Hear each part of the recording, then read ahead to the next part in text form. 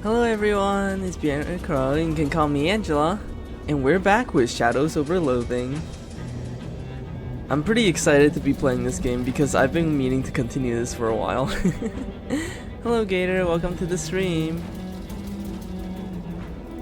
Give me a second real quick, let me just...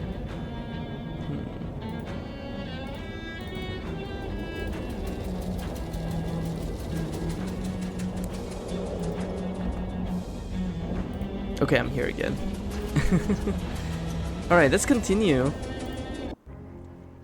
So, last time I was about to embark on the Sandwich Museum quest, but before then, there's something I want to do because I found out that, so the way you know that you've increased your Shadow Taint is if you start being able to get stuff from Shadow Rifts.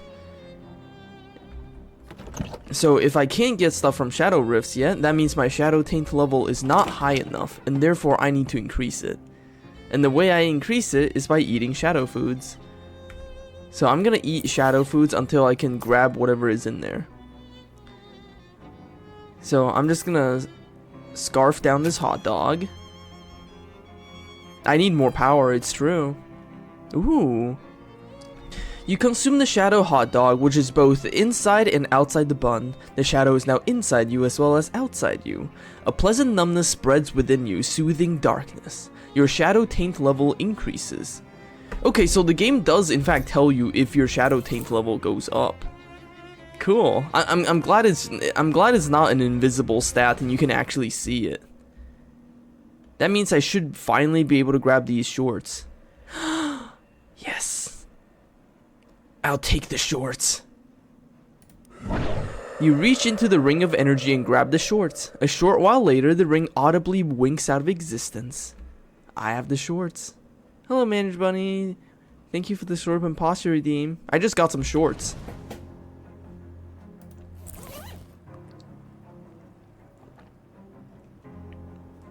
I finally bought Grape Fanta today, so my stock has been renewed. Oh wow, holy crap.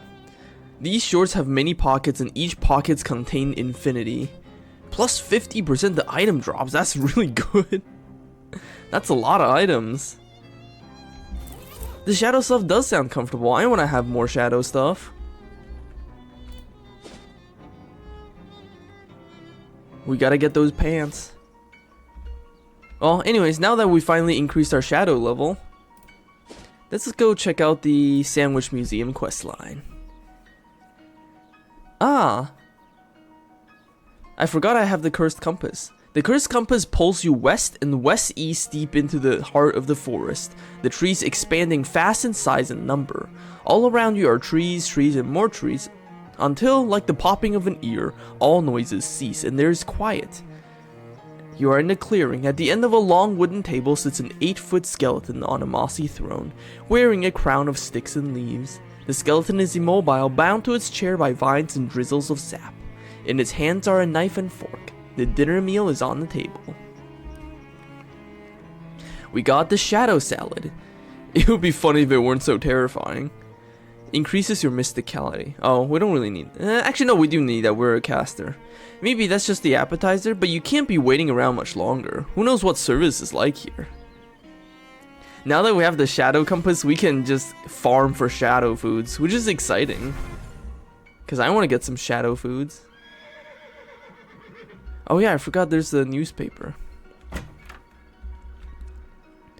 This sign is written in crayon. Today is the trial of Patricia Williams, who stands accused of stealing Tom Danforth's pocket watch, making a dumb-looking doll, and writing Peter Proctor's a stinky, rude word head on the wall of the outhouse. The waitress didn't spin my... Maid cafe word, that's the gimmick. Oh god, sorry. Choked on my own spit. A group of 3 kids is gathered around the little girl holding an odd doll. Order, order, come on. If we're gonna have a trial, we gotta do it properly. I don't see why we gotta have a dumb trial anyways. We all know she's guilty. I didn't do anything. Why are you so mean to me? 'Cause you're weird and an outsider. I only live half a mile down the road. I was born here. Yeah, but your family's outsiders. Your father wasn't born here. My family's been here for like 60 generations. Closer to 4 actually, but the larger point stands. The little girl burst into tears. Hey, you kids, what's going on here? Huh? Who are you? I've never seen you around here before. My name's Lydia. I'm a traveler. Well, we're having a trial for that crybaby Patricia. I'm Tom, the judge, and that's Delia, the jury, and Peter's the executioner. Executioner? Holy jeez, kid. These are some rude-ass kids. Well, we're not gonna literally execute her, probably. My boss says you shouldn't decide on the punishment till after the conviction. Uh-huh. And how's that going? Not great. Patricia just keeps crying instead of presenting any kind of proper defense. I see. Ma'am, will you be my attorney? Attorney. Will you be attorney? That's a good idea, actually. Then you can present the case and she can cry as much as she wants. How's she gonna pay for it? My father ain't gonna lend attorney fees to some slanderizing crybaby. I guess I'll do it pro bono. Oh, thank you. So, what's this trial about? Hello, screaming reaction. Probably.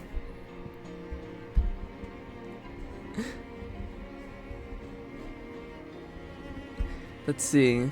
The defendant stands accused of 3 crimes: stealing Tom Danforth, that is, my gold pocket watch, defacing the public outhouse with a very rude slogan about Peter Proctor, and making a weird doll. I didn't do any of those things. You've got the doll right there. Look, it's got 3 arms. That's weird. But it was just regular when I made it. She starts crying again. Okay. What do I need to do? Well, we're at the part of the trial where the defense would submit evidence that contradicts one of the charges. I'll be back.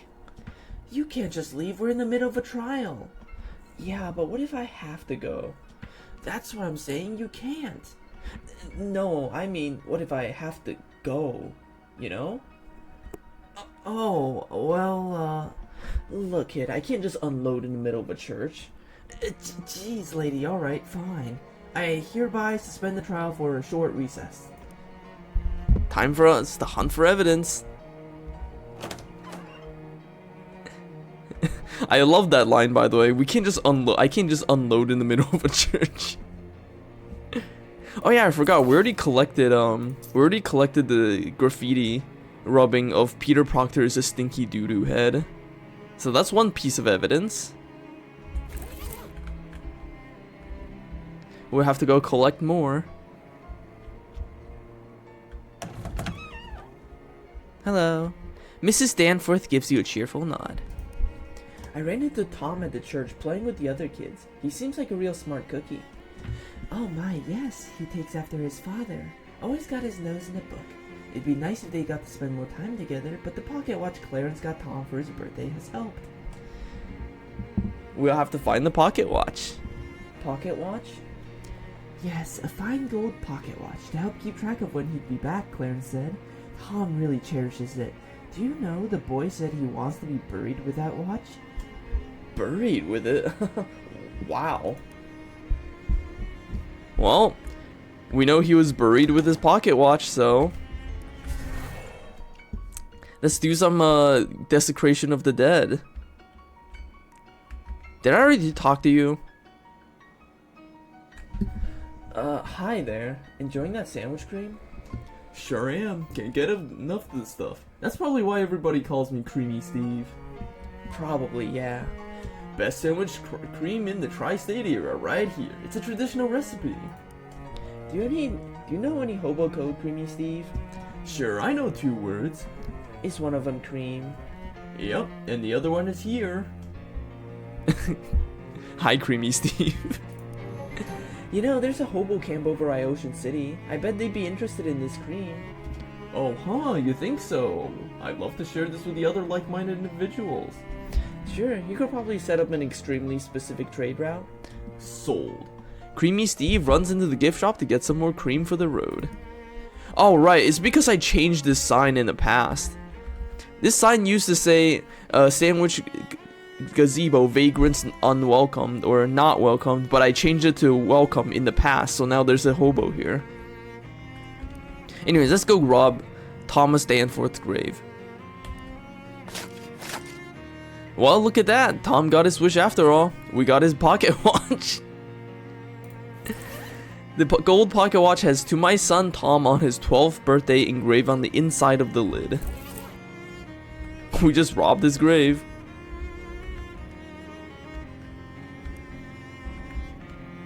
Uh, 1680 to 1692. So he only lived for 12 years. Wait a minute, didn't this house have a cellar? Ah, you reveal a crumbling set of stairs leading downwards. Huh, what's this? The ancient chalk marks are mostly rubbed away and indiscernible, but they might once have been part of an ancient ritual circle. In the middle of the circle, you see broken pieces of an old pocket watch. Was there an actual witchcraft going on here? Spooky. Empty shelves, just ancient trash, nothing but burnt books, and of course a shadow rift. I'm a cat. I can chase rats. Yeah, we know where the watch is. We also dug one up from the grave too, so now we have two. Do a cat thing. I love that they just let you hit spacebar to do a cat thing.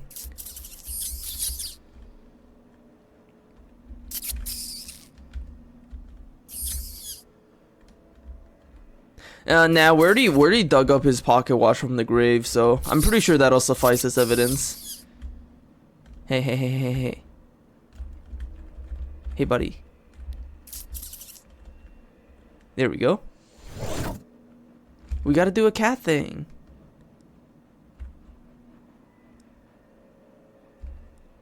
We're a shadow cat. And look, we can get a shadow rat. Adopt the rat. You reach into the circle, the ring of nothingness, and the rat scampers up your arm and into your pocket. The void closes with an ominous pop. We got Ben the shadow rat. You found a friend in this tiny rodent made of negative energy, negative space. The two of you need... Hold on, I'm gonna sneeze. I sneezed. The two of you need look no more because you really can't see into one another's dimensions. Apparently this thing does spooky damage to enemies. Oh, thank you. Man, living in Japan is funky because I haven't heard or said thank you. It said bless you in like years. Oh, thank you for this follow, Eldaj146. Welcome to the stream.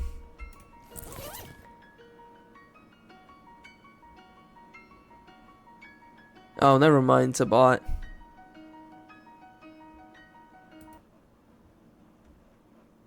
Boop. Yeah.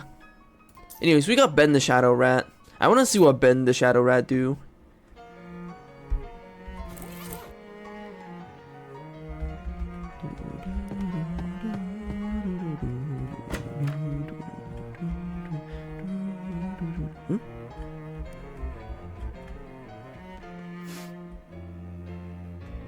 Yeah, no, the bots really do sound like... The bots really... Well, they really sound like, well, you know, bots. Like fleas. This chessboard has been clearly left out on display as an allegory for the battle between good and evil. White is winning, representing the triumph of the witch hunters of the town's terrifying witch cult. Ah, my nose. Yeah, no, the boss, they really do not sound like people. Let's see. Just servants, Proctor servants, Mrs. Proctors, Mr. Proctors. Ah, there we go. This velvet rope is keeping you out of Peter's room, despite the fact that you kind of have the legal authority to search it. Kind of. Most of my friends don't even get this. You unhook the velvet rope and stash it somewhere out of mind. Right? Wow, this kid had his very own sculpture of a toy box. It's solid mahogany. A half-height dressing mirror. Bend over and have a look. A custom child's height window. This child's bed from 100 years ago is still nicer than any bed you've ever owned. Peter Proctor's nightstand, you presume? The only thing inside is a sheet of paper listing several things that have been taken away by Historical Society for restoration and cataloging. A bag of fancy glass marbles and steel ball bearings, a fake spider made of horsehair and copper wire, stuff like that, and nothing that seems relevant to the trial.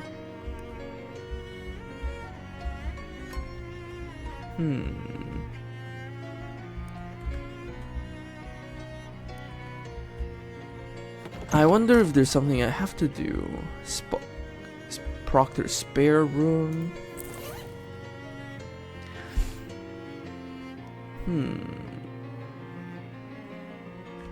Ah, right, I kind of remember.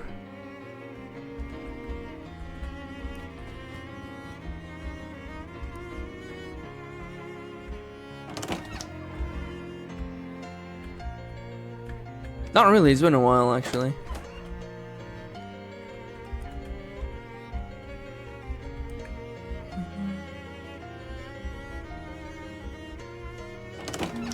Hello, Screaming Reaction. Thank you for the follow. Oh yeah, I forgot I can come in here. Ah, yeah, this is the Diary of Delia Putnam. Let's see.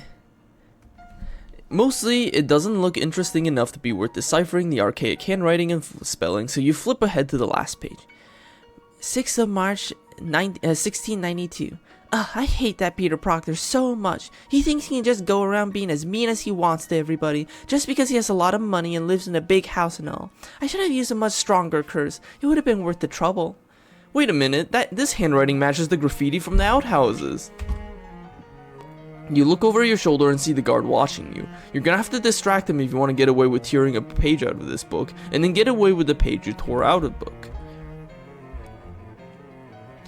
Alright, this is the ragdoll that has a bunch of pins in it. Let's pull out some of the pins. You discreetly pull a bunch of pins out of the doll and drop them on the floor. Fortunately, it isn't quite enough in here for the guard to have heard that. I didn't mean to leave. I'm gonna have to do that again. Security guard is keeping a close eye on things in here, which honestly isn't difficult because there's only the two of you. Hi there. Hello, welcome to the Putnam house. Please don't touch the exhibits. What if I use the curse fedora on him? He cuts you off. Sorry, ma'am. I just get paid to stay in here and keep an eye on things. I don't actually know. He can resist the power of the shadow hat. It's funny, yeah, because it was literally just a trial run by kids, but the museum exhibit is like, oh wow, this is where the witch trial happened. In 1692, the inhabitants of Sandwich were executed in the witch trials that were popular at the time, as evidenced by this old signpost announcing one such trial. If you go into the graveyard, one thing you'll notice is that everyone died on the same year. 1692, 1692, 1692. Oh, well, this is earlier, 16... But, like, basically everyone died on 1692, which is pretty striking.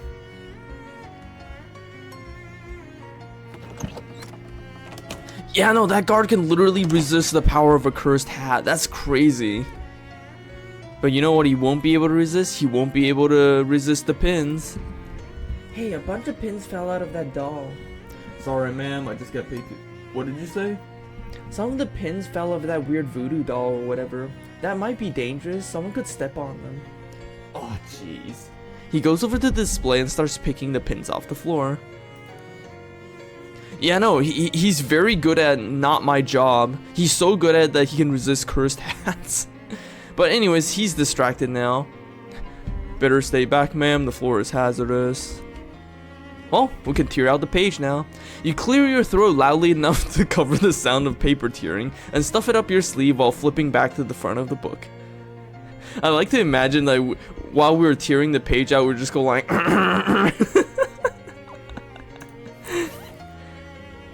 There, we got the thing.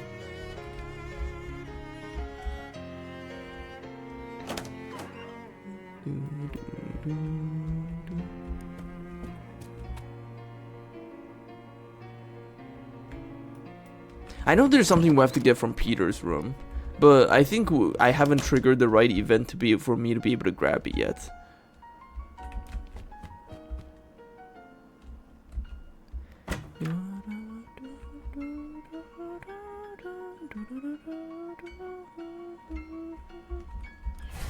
Alright. Let's break into Peter's room.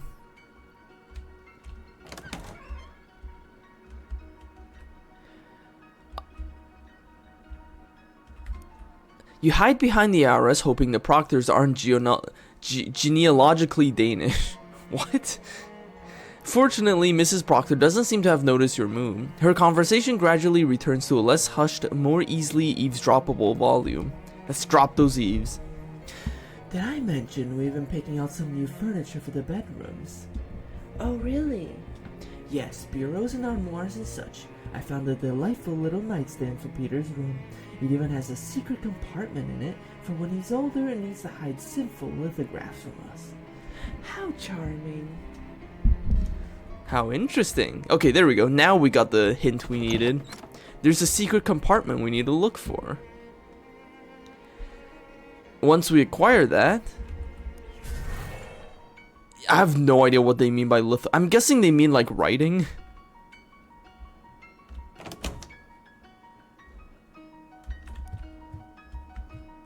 Yo.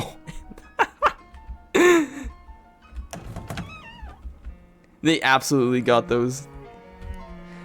Alright, let's check the hidden compartment. You reach inside the drawer and feel around until you find the little catch that makes the secret compartment pop open. Oh ho, what's this? We got a severed ragdoll arm. What is this? Huh, this seems suspicious, but isn't the problem with Patricia's doll is that it has too many arms? Why did we just find another arm here? Let's go find out. We now have evidence about the toilet, about the pocket watch, and about the doll. So let's get this case wrapped up.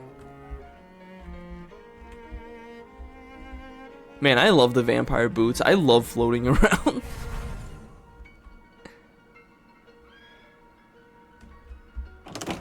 Hi, kids. Okay, I'm back. Where were we? Patricia's accused of stealing my pocket watch, vandalizing the outhouse, and making a weird and asymmetrical three-armed doll. I promise I didn't. Promises don't count in the court of law. You've got to prove it. But... It's okay, Patricia. I've got this. Walking is too pedestrian. Alright, let's start with the pocket watch. I have evidence that proves Patricia didn't steal the pocket watch. Well then, present it to the court. Here it is. This is your pocket watch, right? Hey, yeah, it is. Wow, thanks. Where did you find it? I'd rather not say. It isn't evidence until if you don't tell us where you found it. It might have been in her house or something. Alright. I found it in, your grave. What? I'm a time traveler from the future.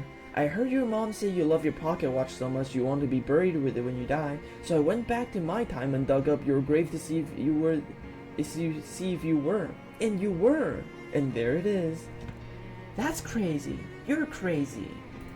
Possibly, but it's true. And the fact that you were buried with that watch, Tom, means that you eventually would have found it wherever you lost it. So Patricia didn't steal it. Tom squints at the watch in thought, then winds it and holds it up to his ear. It still works. The finest craftsmanship, still working after 236 years. They don't make them like that anymore. Okay, but this doesn't prove Patricia didn't take it. Maybe I found it in her house where she gave will give it back to me or something. Maybe, but that's a closed loop now. We can't ever know how you would have gotten your watch back because now you got it back because I just gave it to you. And isn't that all you really wanted, was to get your watch back? You never really believed Patricia stole it. I would like to know what happened to it, but yeah, you're right. Sorry, Patricia. I hereby withdraw my accusation. Thanks. So, where does that leave us? Since you solved the matter of the pocket watch, kind of. Patricia's just accused of vandalizing the outhouse and making a weird 3-armed doll. I have evidence that proves Patricia didn't write that graffiti. Alright then, let's see it. I have here 2 pieces of paper. This one is a rubbing from the outhouse showing the graffiti in question. Peter Proctor is a stinky... Yes, that's the graffiti in question, alright? My father basically owns this crummy town. You won't get away with this slander, Patricia. Technically, it's libel, not slander. What's the other piece of paper? This is a page from someone's diary. Someone who clearly thinks Peter Proctor is a stinky duty head. And if you compare the handwriting to the graffiti, they're a perfect match. Wow, they sure are. Whose diary is this from? The diary this came from belongs to Delia Putnam. What? Give me that. She snatches the diary page away from you. This... Wait a minute, I don't remember writing this. Hey, this is dated 3 days from now. This paper is really old too. What's going on here?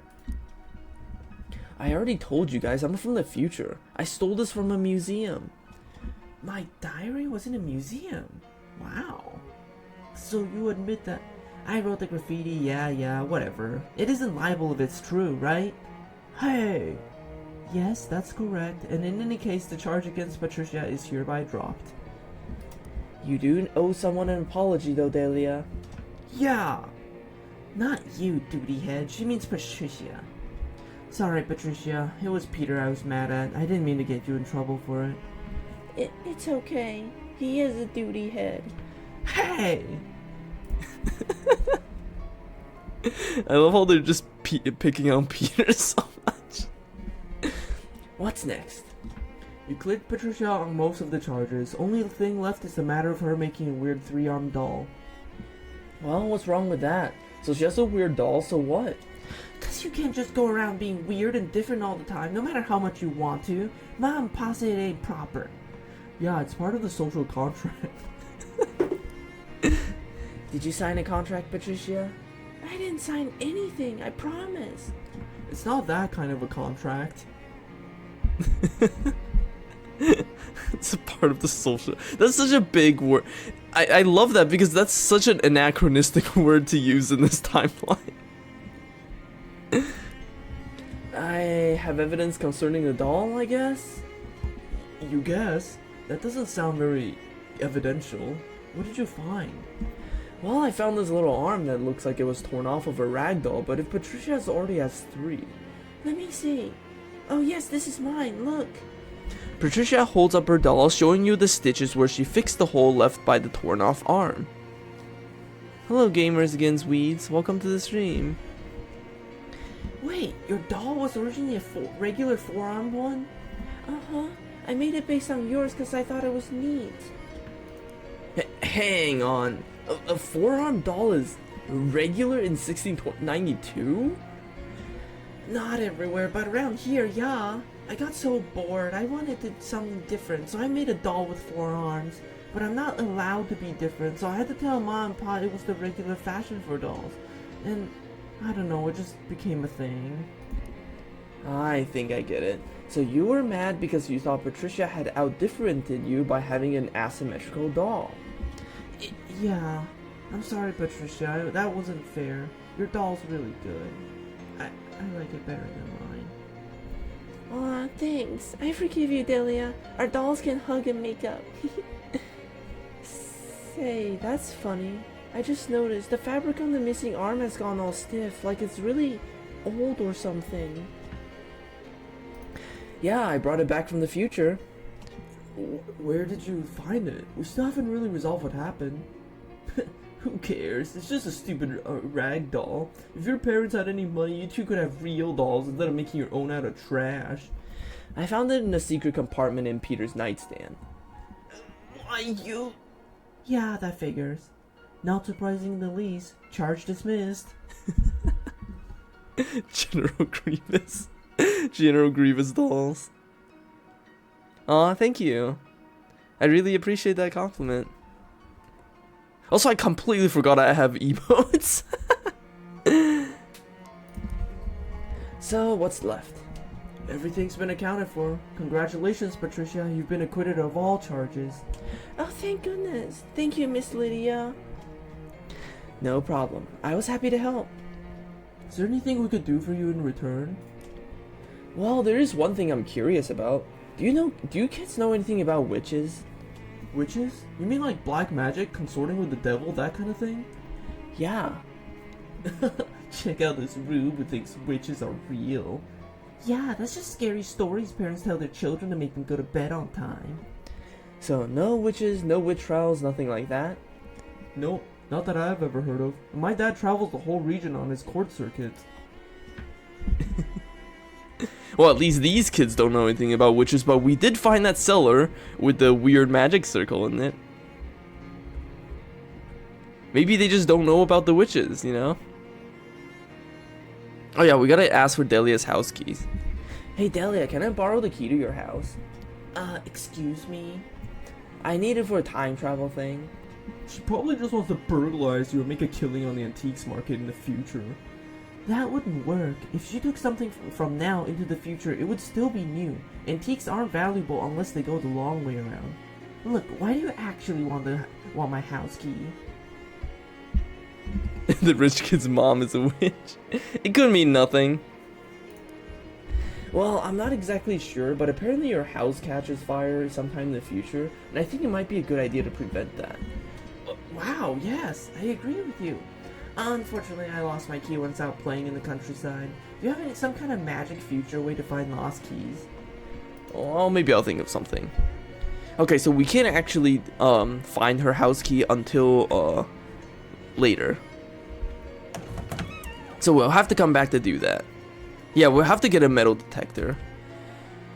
And this also has... The root cellar is locked, so we're gonna have to find out what the code is. And the clue is, there's something about March 3rd, 1692.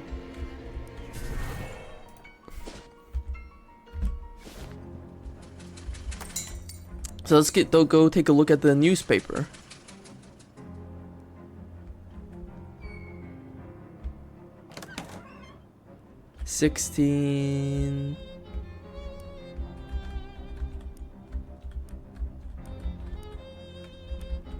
Can I even look at 1692? Actually, do I have a newspaper in my thing?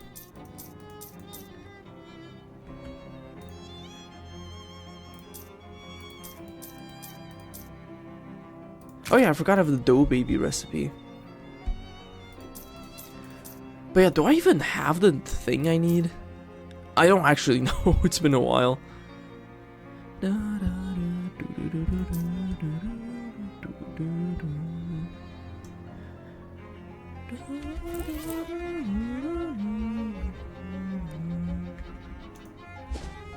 Let me try the Sandwich Museum again.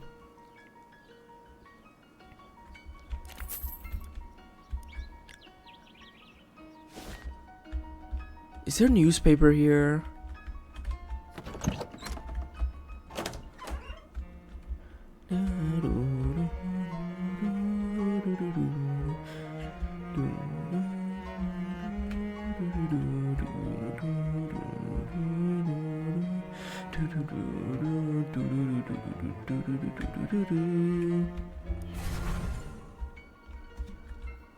Discarded newspaper. Lady, do you have newspapers? Your husband's still out riding the circuit? Indeed. Clarence would be gone for many days, but our boy Tom and I keep each other company well enough. Can I fish in your wash basin? We got a handful of clean water. Yeah, it could be. Let me just poke around their houses a bit though. I'm gonna eat a shadow salad to replace my hot dog. You eat the salad and begin to laugh a hollow, dead laugh. Wow, my shadow taint level increased already? It literally just went up. I didn't expect it to go up again so quickly. Neat. Okay.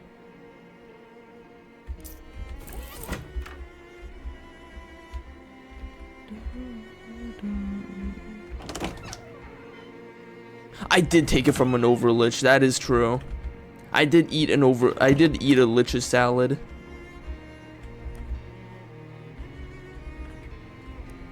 You don't have any reason to hide that. To hide behind the arrows.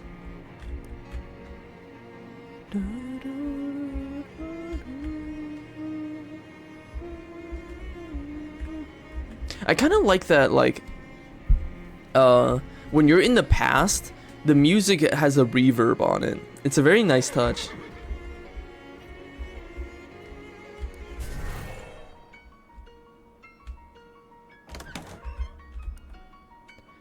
Let's see. Oh, look at that. The last page has been torn out by some history-hating scoundrel, no doubt. That's so funny. I can still pull out the pins. Hey, dude, I just pulled out the pins again.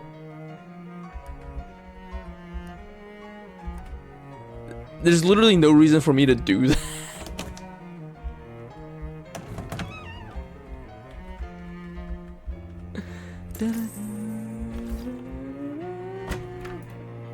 Now that we have, Oh, hi. Hey there, I got you a souvenir from SIT. Your future self tosses you a pair of pants. You went to the Seaside Institute of Technology? Wait, I'm going to the Seaside Institute. Yep, don't forget to buy a pair of pants from the gift shop. To give to myself? Can I just give her these ones? Yeah, but then you won't have them, so you want to buy a new pair for yourself. Which one are these? What did you do? If I tell you, you won't be able to make that choice anymore. This is nonsense. Yeah, it's pretty messed up. You want to make out? I guess we better not. We didn't last time I had this conversation. I love the time travel nonsense. I really like it a lot. I believe there's a shadow rift in here.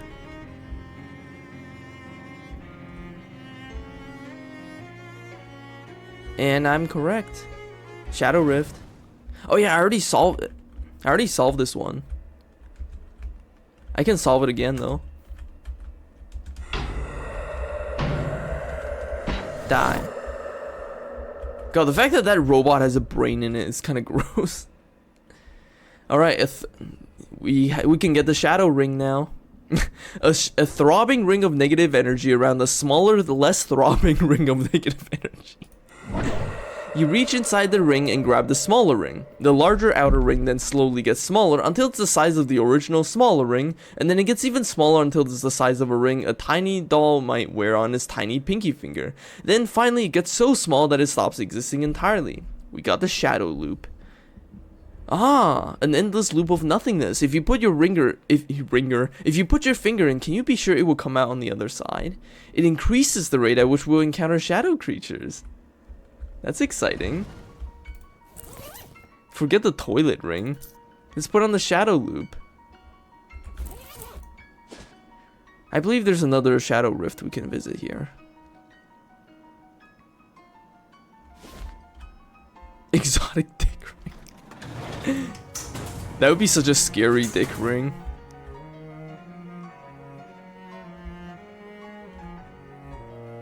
Oh yeah, we blew open this thing.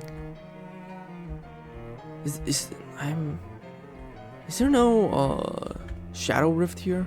Or maybe the shadow rift is in the past.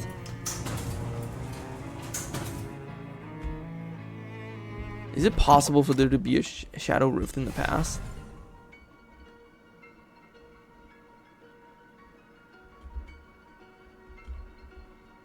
Actually, no, I don't think there's... I think it's more likely that the Shadow Rift is in the crack in the wall that I can't access yet because I don't have a pickaxe yet. The cock ring of holding. That's frightening. Yeah, I think some of the Shadow Rifts I can't access yet because I just don't have a pickaxe yet, and I won't get a pickaxe until like a later chapter. Ah, there we go. God damn it. I can't access the newspaper. That's so strange. You're supposed to be able to access the newspaper here. Let me check to see if there's like a bug or something with that.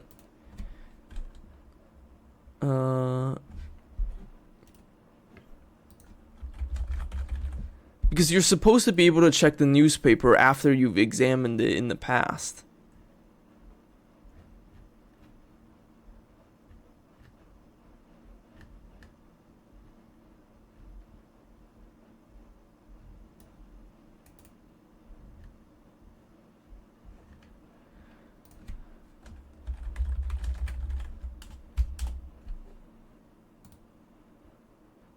The dates don't match? Ah, yeah, I guess that's true. That's weird, though.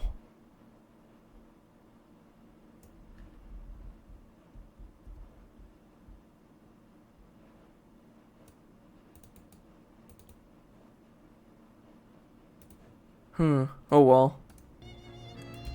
I guess we just won't have that newspaper then. Anyways, what's on our to-do list? Oh right, we gotta tell Jessica we found the compass. I forgot.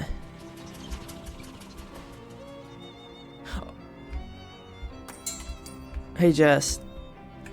I got that compass. Oh good, not too much of an ordeal, I hope. Could have been worse, I guess. There were some horrible fairies. What? No, don't tell me. Just uncurse the thing and get some rest. Okay. I think the next artifact is a book. After the location narrowed down by morning. Sounds good. I am not uncursing shit, lady. I will never uncurse anything. Because I want all the shadow stuff. Alright. To-do list, get some sleep. Our shadow stuff is really starting to pile up.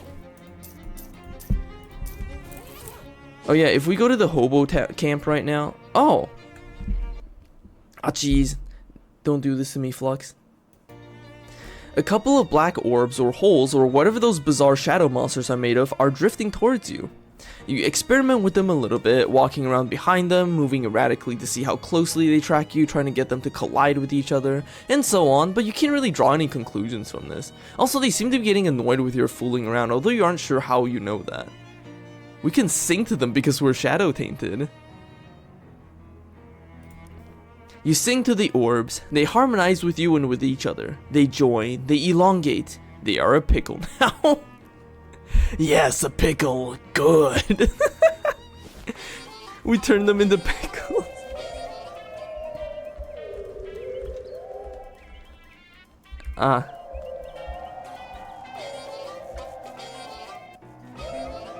Creamy Steve, hello. Hey, it's you. Thanks for telling me about this place. Everyone's been real appreciative about my cream. Swell. I've been getting to try some other foods too, and you know, I don't like to admit this, but there might be more to life than just cream. More balanced diet, certainly.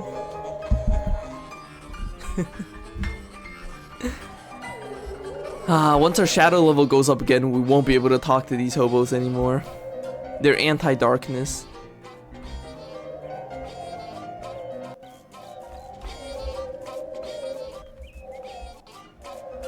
But that's okay. We're walking the shadow path, so sacrifices has to be made.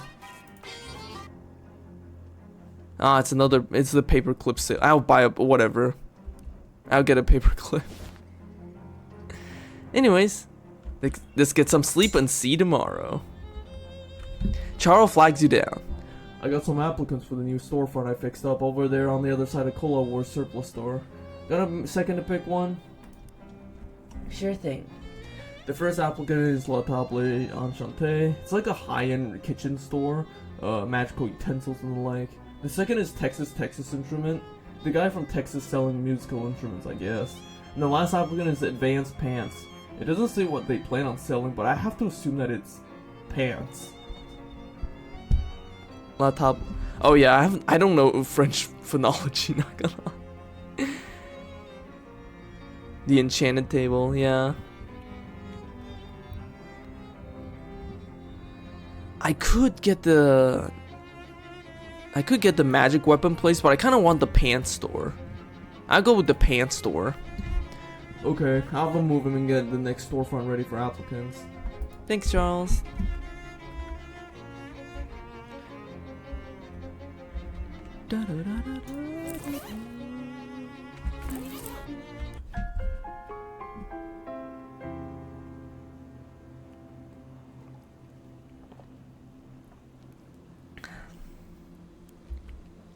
Glaxton. If you repeat it enough times, it starts to sound like a real word. This represents your growing mistrust of your bed. Museum of Skulls. It's the Museum of Skulls, obviously. Hey, one of these skulls is yours and it's missing its teeth. You put the teeth back in your skull. It tries to thank you, but you have no tongue. We got the item, no tongue. You're not sure what this is, but you're sure what it isn't. It's definitely not a tongue. Oh hey, it's Dark Noel. A strange conversation is taking place here. The woman scowls at you. You better have some good news for me, Noel. I will surrender to what is happening because I'm haunted. Everything is just peachy keen, Madame President. Good. And the damn project is complete? Everything's perfect, ma'am. The circuits are lit up just like a crimbo tree. And what about the interloper? Yes, I'm working on that. A little bird has just told me her last name, Walker, if you can believe it. Our friend Morris is her uncle. The president's frown deepens. Any relative of Murray Morris is an enemy of ours. Find her and get her out of the picture. I'd be delighted, ma'am. Both Noel and the president wink out of existence with an ominous sounding pop. You are ready for this dream to be over. It's our cat, the Lydia. The Lydia. It's the cat from the gas station, Lydia.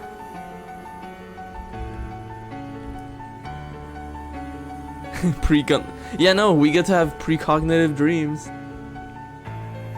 It's as if there's some sort of invisible wall here. You can go no further. I like Dark Noel, not gonna lie. She's kinda cute.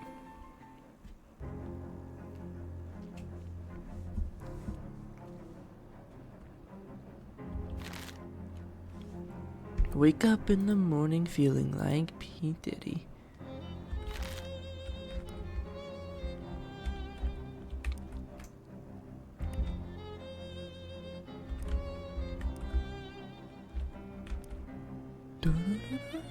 I like how you can, as you fill up your room with furniture, you just accumulate the amount of daily buffs you can give yourself. And since it's a new day, we should really eat some food too. The only one we got is a shadow pickle, so let's eat it. You consume the pickle. It's so sour and salty that your mouth puckers itself completely inside out twice. We got the soothing numb darkness. Your soul floats in the cosmic brine. You hear the echoes of ancient dark tunes. Do we have any shadow potions too? Doesn't seem like. Ah, we have shadow wine. Ah, this thing's so good though. I kind of want to save it. It's so good. Good morning, Lydia. How are you feeling? Fine, I guess. I've been having weird dreams. Ooh, like the one where you're driving a car but you're in the backseat and can't reach any of the controls. I can't remember very clearly, but I think it was weirder than that. I really hate that one. Anyways, I found the next cursed thing. It's a hardcover book about Big, and it's somewhere on the campus of Seaside Institute of Technology in Porkham. You ready to go? The everything yeah, no, it's such a good item. I don't want to use it yet. I haven't even had my coffee yet. I'm sure you'll be able to find coffee when you get there. They probably invented some kind of high-powered science coffee or something. Alright, do you have a map of the place? No, but it's a college campus. It can't be that hard to find your way around. College students do it all the day. The bus to Porkham leaves from the usual stop. Good luck. Hi, Charles. Oh, right. Hold on. Hi, Charles. Charles got nothing.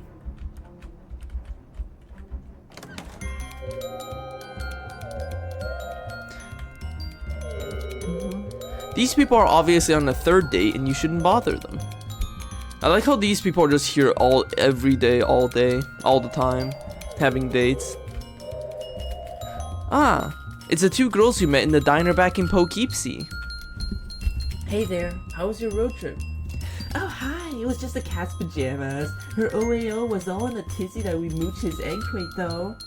That old hay burner needed the constitutional. If my heavy would quit being such a dewdropper, I wouldn't have a yenny to drag a hoof with nifty cookies like that. Oliver Twist was making goo-goo eyes at my gams all night.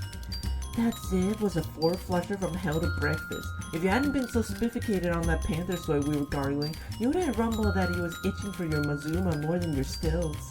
It figures, but he was a real peacheroony all the same. Uh-huh.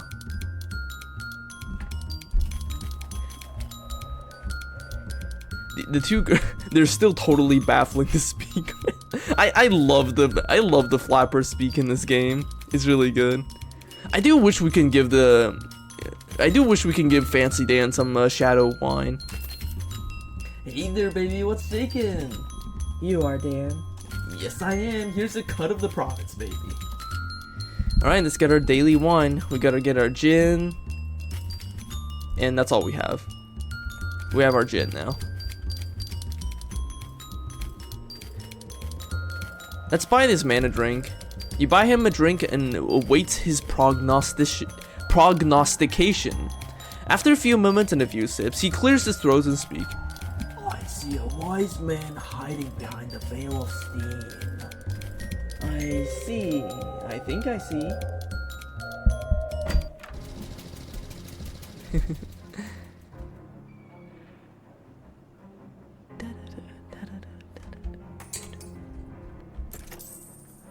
Hello, Jardware. Let's make some bombs. We'll need a nuclear bomb, we'll need a stink bomb, we'll need a benzo bomb, another nuclear bomb. Can we buy more anarchist hardware? Ah, I can't make any more aggressive bombs. Hello, Herschel. You got anything for me? You got a Cola War rockets. That's very useful. Very, very useful.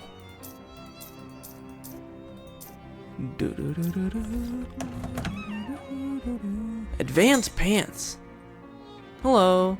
The shopkeeper gives you a friendly smile. Hi, I'm Lydia. Hi, I'm Nancy. If you're in the market for pants, you've come to the right place. A market for pants. Nice.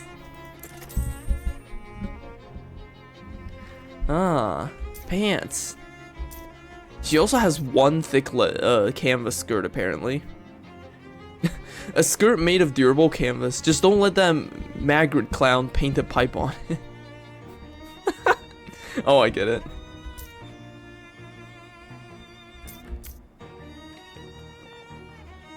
A pair of pants made of durable canvas. Just don't let that Salvador Dali paint one of those weird giraffes on your leg. Are you kidding me? Of course I would let Salvador Dali paint a giraffe on my leg. That would be awesome. Northern chaps. Black leather skirt. This is great for those times when you want to pretend that the bottom half of you is a cow. What does that mean?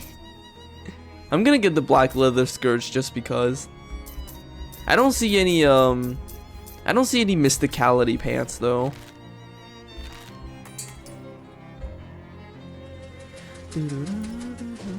Let's visit the boardwalk.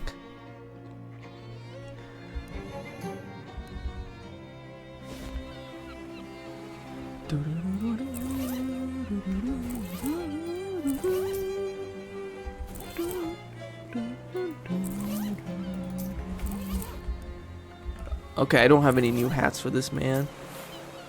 No mystic pants.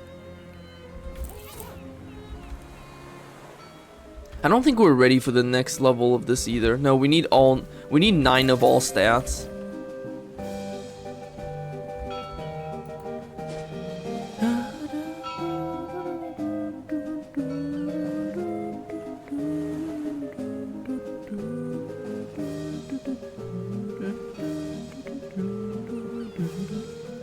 Alright, fuck it, let's go to the new area. Chapter 3, Back to School. Now, this is... The SIT campus is actually my favorite place in the game to explore, because, funny enough, I actually really enjoyed college, so being back on the college campus actually makes me... It feels really nice. It feels very nostalgic for me to explore a campus setting. Actually, funny enough, last night I had a dream about being on a campus too. It was kind of a very tense dream. Well, it didn't start out that way. Like, okay, I'm just gonna talk about my dream because this feels thematic. So last night in my dream, my college had this brand new campus up. It was this totally new construction. I was exploring it and it was really cool because all the buildings were like fucking humongous. The buildings were huge. It felt like a city block. And like... And the thing about those buildings is that the hallways were all really wide and the ceilings were all really tall. It made me feel like the school was like built for like giants or something. It didn't feel like it was built for people because everything felt very large and it was very easy to get lost in it. And then like the bell rang. I was trying to get to my next class, but I didn't remember where my classroom was, so I just decided, you know what, I'm just gonna skip class. There's so many cool places on this new campus, I want to take pictures. So I went to the old neighborhood. It's this area in campus where the dorms are. And the thing is, the reason why it's called the old neighborhood is because all the buildings there were ancient ruins that were renovated into student dorms. The exterior still preserved the same look of the ancient ruins, but the interior has been completely redone to be student dorms. And it was a really cool scenic area. One of the buildings even looked like a replica of the Angkor Wat in Cambodia. Or, yeah, and except like, for some reason it was made of like reddish brown stone, kind of like what you see in the Grand Canyon, instead of what the Angkor Wat actually looks like. And I was trying to photograph that. I climbed on top of one of the dorm buildings to try to get a good angle to take a picture of the Angkor Wat replica. And then I noticed the building next to it looks a little tilted. The building next to it was this really tall building. I think they called it the recycle house, because it was a building made entirely out of 100% recycled materials. They boasted it was like eco-friendly or something, but the material obviously wasn't very good because the building started to tilt. And I was noticing it because I was trying to get a photo of the Angkor Wat replica, but the building just got closer and closer, and I was like, I can't get a good shot like this. So I just quickly took a picture and ran just as the building like completely fell down and collapsed into a heap. And right when that happened, the gates to the campus grounds, all the shutters came down and the alarm went off. And at that moment, I was like, oh fuck, I better start running. So I start running, and that's when the broadcast comes on. And apparently, all the students have life insurance, and the school wasn't ready to pay out such a huge sum of money for how many people just died. So they decided they're just gonna sweep this all under the rug. And a bunch of mercenaries came out with guns and just started shooting everybody. At that point, I was already far enough away from the campus center that I was in a more remote region of the campus, and I found this area that was like totally deserted. It looked like bus stops, like there were just rows and rows of seats all lined up next to each other. They looked like bus stops, but when I read the sign, it didn't say bus stop, it said like rest area. So I guess it's just a rest area for people. So anyways, I start vaulting over these benches. I try to cross as many as I can to try to look for like a back entrance to the campus grounds, but I couldn't find one. And at that point, I'm just like, okay, you know what? I'm just gonna get out of here the old-fashioned way. So I just teleported out of my dream and back into the real world, and that's how I woke up. It was a pretty wild dream, honestly. And honestly, I don't know why so many of my dreams end in like a gun massacre. It's really weird. Anyways, enough of that. This seems unsafe. We're exploring this campus now. the finite hallway to the left. And you've seen finite hallways before. You really want to go back down that one?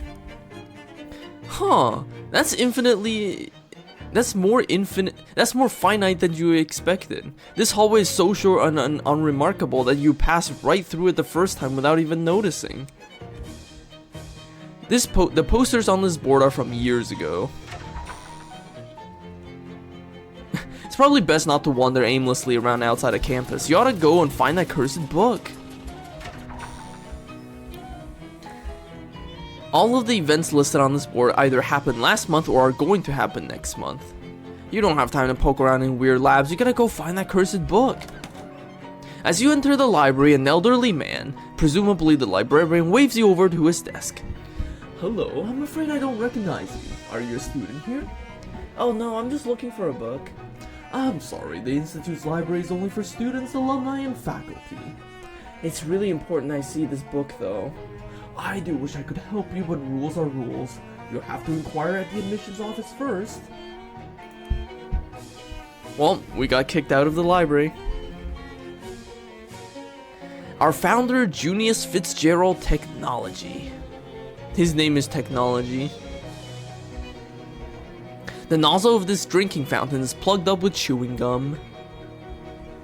A dangerous looking kinetic sculpture. Oh yeah, what does the wiki say? This guy must be the janitor, presumably. I'm pretty sure I did look at that archive. Hi there, are you the janitor? Yup, that's me. Been the janitor in this place for nigh on 60 years. You got any questions? I figure I know about all there is to know about these buildings. Wow, everything? Well, everything in janitorial land, right? Yeah, no, that's what I thought I did. I mean, I literally checked that spot, but it still didn't give me it, so it's possible that it's a bug. I have encountered bugs in this game before, so if something just isn't happening the way it's supposed to, it could have been a bug. What can you tell me about the main lobby? You mean this lobby right here? Yeah. The one I was almost finished mopping right before you came in without wiping your feet? Sorry. Nah, just yanking ya. Ain't no difference to me which floor I'm mopping. I see. Anything else you care to know about? What's the deal with the infinite hallway? They said I can't start mopping down there until they finish painting it. Which suits me since they ain't never gonna finish painting it, no matter how many clever metrics they come up with. Super task my foot. You asked the janitor about the finite hallway. Oh, I have to unburn the house? Okay, that explains it. Well, that means we'll have to do that in this chapter then. Yeah, it's a good hallway. Goes on for a little while, then it just stops. Real traditional, easy to clean, love it.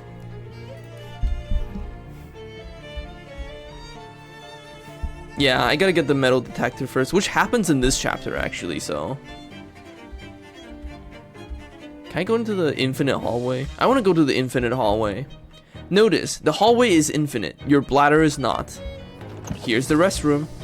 As far as you know, this sink is capable of providing an infinite amount of water. I didn't mean to leave. And we need our hot rod.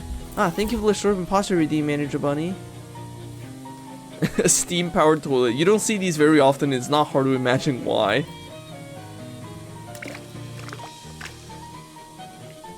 Some students must have decided they didn't need shoes anymore and wanted to make a big show out of getting rid of them. We got soggy shoes. It is a real mystery. We get 40 EXP from flushing it though. Good god. Do I want to upgrade Stilton Splatter? Not really, it's not that good of a skill actually. Parmesan Missile? Maybe. Oh, I know, I got EXP and I was thinking about what to spend it on. Oh yeah, I have soggy shoes now. They leave a puddle where I walk. Man, what do I want to put EXP into? Stilton Splatter. Oh, it does do sleaze damage, but that's a really low amount of damage. I don't use Parmesan missile at all, so. Yeah, no, these shoes are super gross. An infinite amount of fluorescent light has faded into this painting away completely. All these events happened a millennia ago. Let's see. 1001, Low Energy Chemistry Lab. 1002, Professor Laurel Brent. 1003, Split Physics Lab. 1004, Vincent Talbot. As much as you're tempted to continue and explore the infinite, it seems like it might be a bad idea right now since you don't have a map of this place.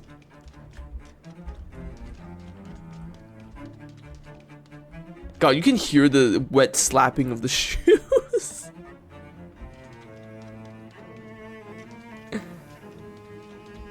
Ah, gift shop. Shadow pocket, reach inside. You stick your hand into the hole, grab the first thing your fingers brush against and yank it back out. We got a shadow milkshake. Oh shit, that's really good. This is what you get if instead of a soda jerk, your local cafe employed a soda nihilist.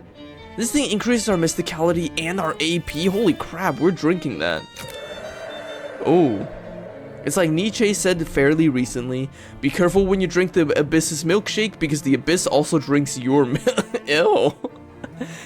Our shadow taint level has increased. Your eyes are now open. Oh shit.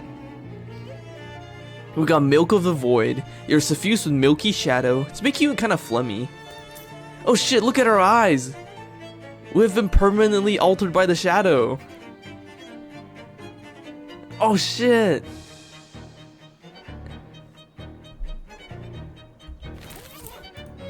Our eyes are open. Whoa. What the hell was that sound? Oh my god, you can see the void through my eyes. A rack of sturdy branded kitchen britches. This is the most coffee cups you've ever seen in one place. Not long ago, this shorts would have caused a nationwide scandal. Jazz pants are popular with the youth of today. The clerk smiles at you as you approaches. Let's see. This is indistinguishable from actual SIT classroom unless you look very closely at the carved badgers, whereupon you'll see that they are not themselves wearing the class rings. I want the ring, I want a coffee mug, I want jazz slacks, kitchen britches, I want the SIT pennant, and I want the sports shorts. God damn it, another bot. Bot exploded. I like how the SID pennant says, this pennant either proclaims you that you went to SIT or very loudly commands your guests to sit down. You know, this is so cool. I've never seen the tainted eyes before. You can actually see the stars through. That's so cool. That's badass. This guy claims to be the janitor, and you can't imagine why anyone would lie to you about that. Oh, I've got nothing to say to you. You heard me. He returns to... he doesn't talk to us anymore because we're shadow tainted.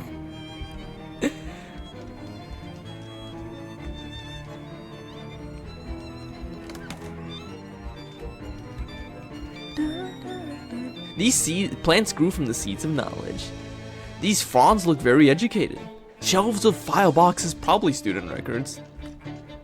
A little plaque under the photo says Lucian P. Wormwood, Dean of Students, 1777 to 1808.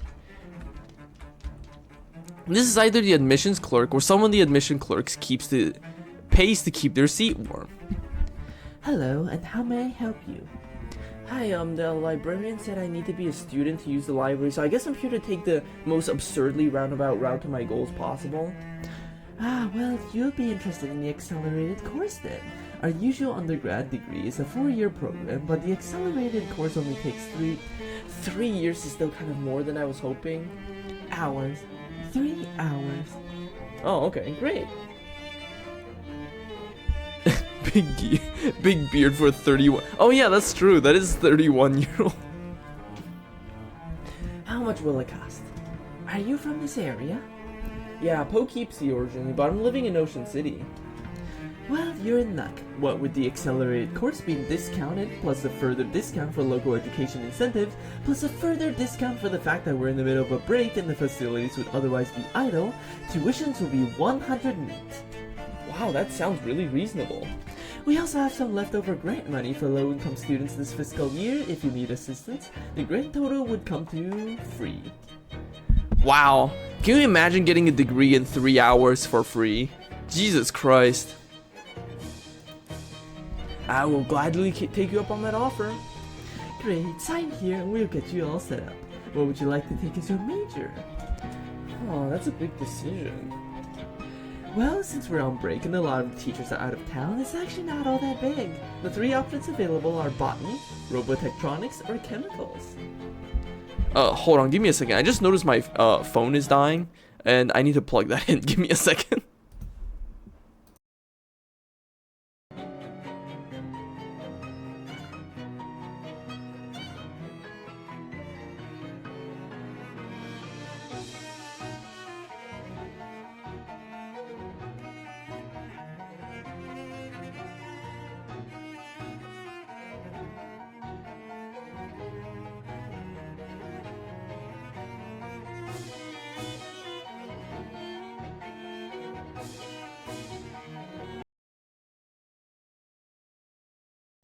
Okay, I'm back. I've plugged in my phone. So the funny thing is, in my other playthroughs, I've already chosen robotectronics and chemicals. Botany is the one I haven't actually done yet. So I actually want to see what botany is like. And it'll be interesting because we do in fact already have a minor in botany or whatever, so botany. I'll take botany. Next, choose a minor, which can be geology, meta-acoustics, or astronomy. Once again, I've already done meta-acoustics and I've already done astronomy, so I'm gonna do geology this time. Let's say geology. And finally, you get one elective: spiders, culinary science, or physical education. Again, I've already done culinary science and I've already done physical education, so it's time for spiders. Which is funny because that means all 3 courses we've chosen this time are all combat courses. Spider sounds like a totally normal choice. I'll go with that. The cleric makes a few notes and gathers some papers. Okay, great, that's everything. Here's your transcript sheet. In order to graduate, you need to get each of your 3 instructors to sign that after you pass your class. Okay, where do I get started? Here's a map to help you get around campus. And here's your student ID. Don't lose that now. It's how Athena identifies you. Who's Athena? Athena is our campus security. It's an acronym for Ask the New Electronic Doorway System Access for System Security System for Access. Never let the guy who builds the thing pick the name. Anyways, welcome to the Seaside Institute of Technology. Just in time too. My lunch break starts right now. She stands up from her desk and leaves with a wave. I'm leaving such a massive puddle in her office. The admissions clerk is out to lunch. A little sign on her desk says back in March. Yeah, we're hella jacked. We're gonna do so much combat. Shelves of file boxes, probably student records, as an 8-track tape hasn't been invented yet. Also, we can now access the library. That's why the janitor hates you now. Hello again. Are you a student now? I am, yep. Got my student ID and everything, see? Yes, that does look to be in order. Very well then. My name is Douglas. What can I do for you? Why does that man have an eyeball for a head? He's quite a sight, isn't he? Please don't be alarmed. I'm more confused than anything, to be honest. Ted and I and our colleague Janet are over there to my right. Share a, shall we say, unusual past. What happened? We worked in this circus sideshow together. That was more than 30 years ago now. You don't seem like sideshow material. Perhaps not, but regard. He stands up and turns to face the wall, but he's still looking right at you. His entire backside is identical to his front, with another face on the back of his head and all his clothes tailored to match. What? Please excuse me, but I do always enjoy the reactions of new students. He sits back down with a chorus of cracks and pops as his joints reverse into new positions. Yeah, these guys are from the West of Loathing. They're literally from the West of they're from the circus in the West of Loathing. They make an appearance in this game. Holy jeez. Oh, don't worry, it sounds much worse than it feels. A regimen of stretching exercises keeps me fit as a fiddle. Anyway, after 3 of us escaped the circus, we headed east. The institute took us in, out of scientific curiosity, and gave us work as librarians. How did you escape? Well, that's not really a story that bears recounting.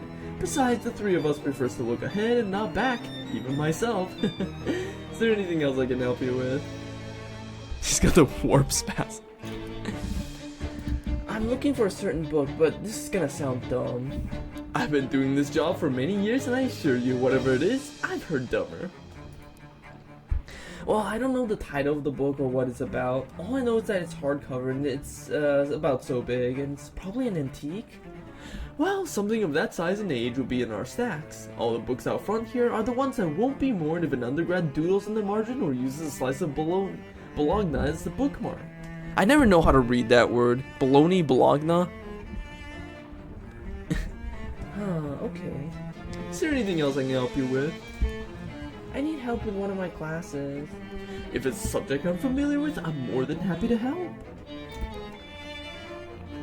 Bologna? Gotcha. Bologna. Know anything about botany? I do maintain a small vegetable garden in our living quarters, but I'm afraid I don't know much about the science behind it. Professor Kalos does come in from time to time. His research into plant-animal hybrids sounds fascinating. Perhaps someday it will be really possible to squeeze blood out of a turnip. Ew. That's so messed up. Know anything about geology? The study of rocks? Right. That's all I know. Janet might be able to tell you more. Know anything about spiders? I've read a book or two on the topic. One thing I've noticed is that they aren't really subtle creatures.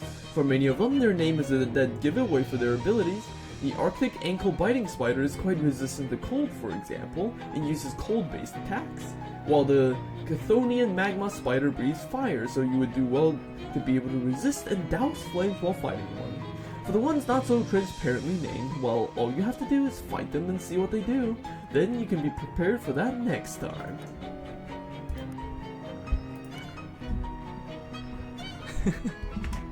I love the way they name spider species.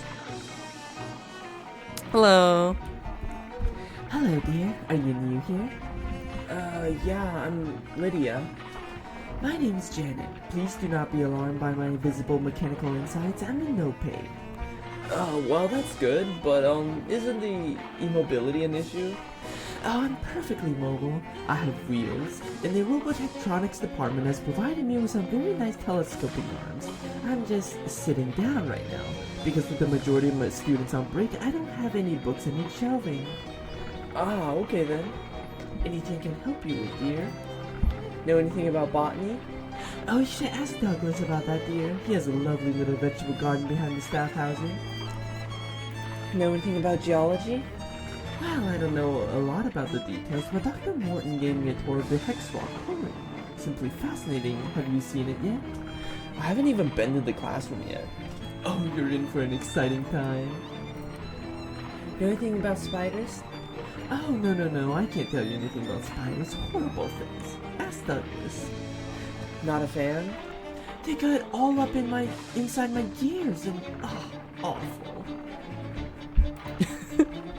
God, I can't imagine getting spiders in your gears. That's so weird. Hello, eyeball man. A tall, wiry man with a... I never understood what wiry means in the context of describing someone's build. I don't know what that means. Are they thin? Do they look like a wire? It means thin? Okay.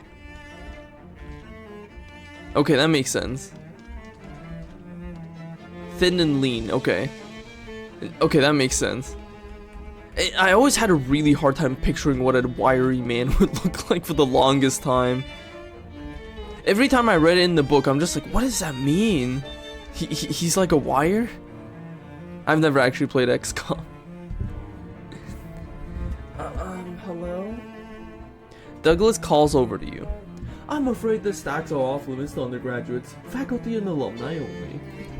Oh, so I have to pass all my courses first? Exactly. Once you have all 3 signatures on your course transcript, Ted will verify them and let you through. And I should warn you, not that I think you'd attempt to cheat or anything, but Ted is very good at spotting forgeries and has a lot of pent-up angers and frustrations. Ted clenches and unclenches his fist while watching you carefully.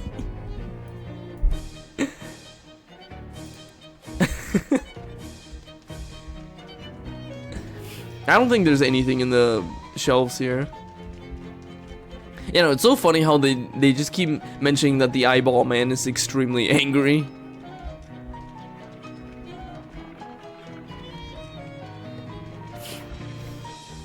That's it. Alright, directory for all the current and past SIT faculty. Soggy shoes in the library, god, yeah. Oh yeah, true, the eye pain would suck. Who is this Jones character?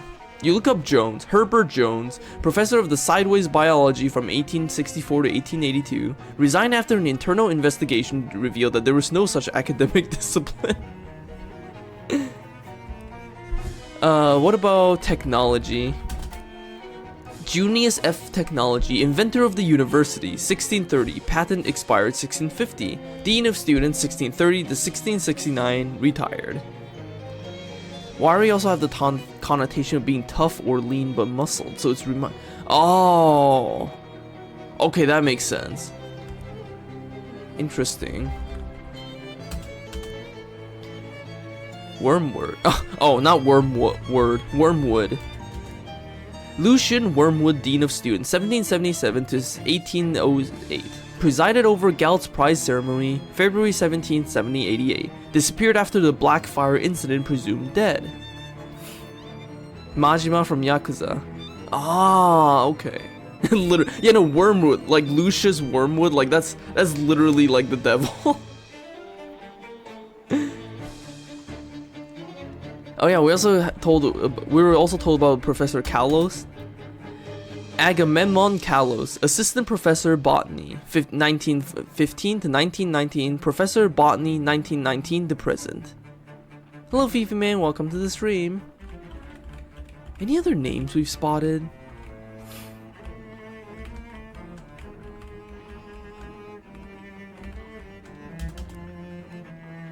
The shadows? Oh, the shadows are actually looming over our very eyes right now. If you look at our eyes carefully, you can see the stars through them. It's because we ate one too many shadow things and now we're cursed with the shadows. Actually, this is exactly what we wanted, so this is good. Alright, before we explore campus, we have some side quests. You know, we got freaky eyes. Hold on, I want to go back to Ocean City because we got a message. Call Dawn T. You dial the number. Upon auditorily processing the alert bell from this telephonic device, I have answered it. Come on, Dawn, dial it back a notch. As it is you who have dialed my number, I do not entirely understand this request, Miss Walker. Oh, alright, well anyways, what do you need? Our observationalists have reported that you have or will soon become operational within Porcamp, and the locus of education known as the Seaside Institute of Technology. I don't think I care for being observationalized. Our agents are quite discreet and unobtrusive. They will not hinder your activities. That's not the problem. Would you preference that they take a more active role? No, what? No! Why did you pronounce it like that? God, I love that joke. Oh, forget it. What's the job? The specific task required of you is to sensitive enough to communicate with you in a telephonular manner. Please proceed to the luncheonette, Fish and Chips, whereupon you will meet with one of our operatives who is known by the sobriquet Greasy Steve. You will recognize him by... No, that's fine. I'm pretty sure I'll know him when I see him. Then, fortuitous chance on your objective. Herbert Jones. Oh yeah, Herbert West. That's true.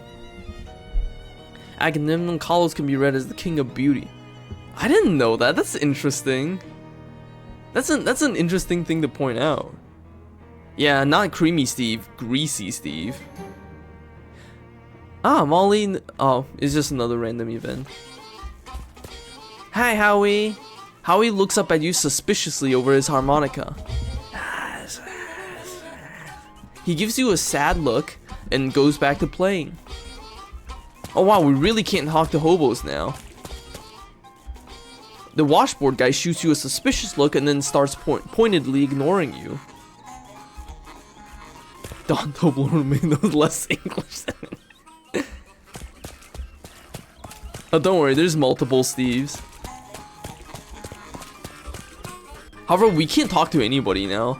The pianist tenses as you approaches but doesn't turn around. Beanie ignores you as you approaches. Beanie is still thinking about those beans. Greasy Steve doesn't seem to want to talk. He just shakes his creamy head and turns away.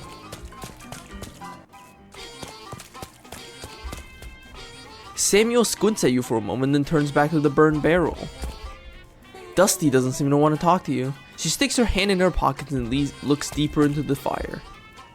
Gus takes one look at you and shakes his head. He shoots you a look that makes it clear he wants you to leave.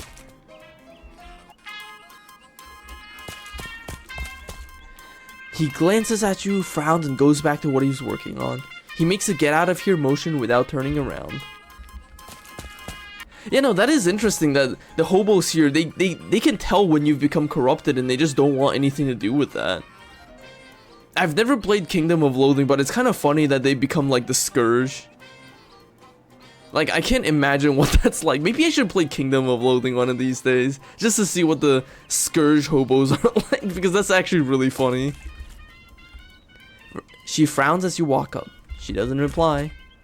Beppo shakes his head as you approach. He clearly doesn't want to talk to you. Wait, his name is Doc, not Beppo. He squints at you. I do not wish to speak with you. In fact, I'd like to invite you to leave my camp. Now. Oh wow, he literally kicks you out. But yeah, no, we can't talk to any hobos anymore. Oh, they're a raid. Are you kidding? The Hobo Kingdom is a raid dungeon like North. That's so funny. What the hell? That's so funny. Why did I do that? Oh yeah, apparently there's some random events with the compass here. The jerks and twitches of the cursed compass directs you west and west-north through the alleys of Dark Ocean City to a final resting place of a blood-red sedan, its chassis curved around the fire hydrant. The engine's still running and the doors are open, but there's no signs of the driver. Just a thump thump thump from the luggage trunk strapped to the back of the vehicle. Yeah, it's just a couple of stacks of meat in the trunk. You must have imagined the thumping. Well, that's a relief. We'll take the meat. It's all ours.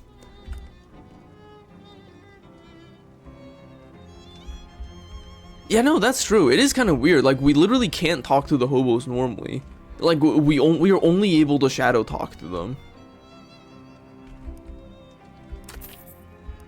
It's crazy how the shadow compass just gives us a ton of meat in the city. Like, we literally just get a shit ton of meat from the... Hey, boss! My trusted lieutenant, Daisy Aluminum. Close enough. What's up? We just sent out another shipment of spare parts. There were some leftovers that weren't quite up to our standards of unrustedness and no cracks having, but we thought you might be able to use them for whatever it is you use this stuff for.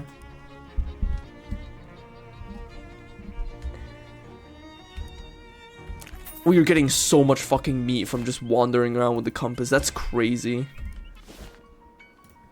Oh yeah, we also bought pants, which means we can now give it to the... Ah, it's the skeleton salad again. We've taken this skeleton salad.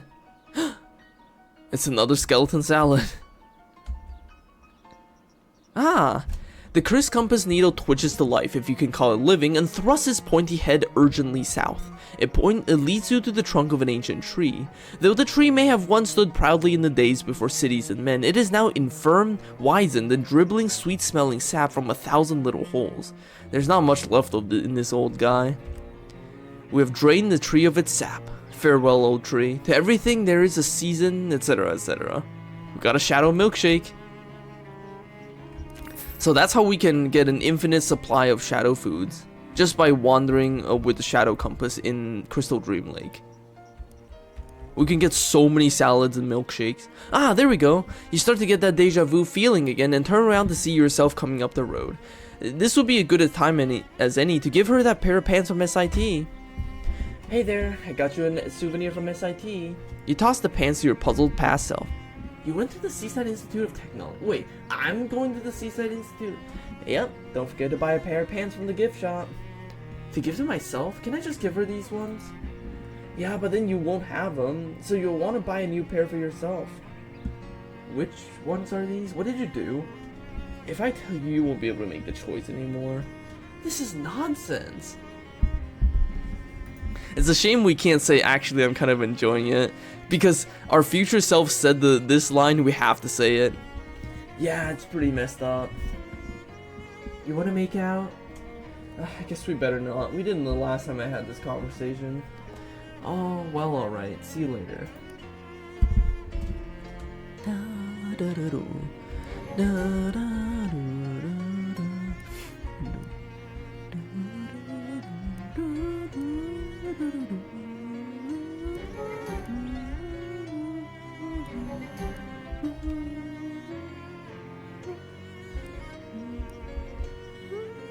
Ah, you meet yourself on the road again. Good thing I'm not the Buddha. She gives you a worn out look. Not quite a 1,000-yard stare, more like a 500. Not really in the mood for jokes right now, to be honest. Take this damn thing. She holds out a ring. Aw, jeez. Look, you know how this works by now. I took it, so you have to take it too. But I'm the earlier you. If I don't take it, then you won't have taken it either. I already did. Well, from your perspective, yes. That's the one that matters to me. And when you're me, you'll agree. Take it. Fine, fine. We got the Mobius ring. This ring has only one side, so technically there's no difference between wearing it and not wearing it. What is it? A pain in the ass. You want my advice? Don't use it. Why not? Because you'll find out. Find out what? Why you shouldn't have used it. Ask Chester at Delphine Farm. He'll explain it, except not really. She turns and leaves before you can ask any more questions. Now, in order to proceed with the time travel quest, we have to put the ring on and we have to wander. Because I do actually want to continue with this quest line. It's a fun quest line.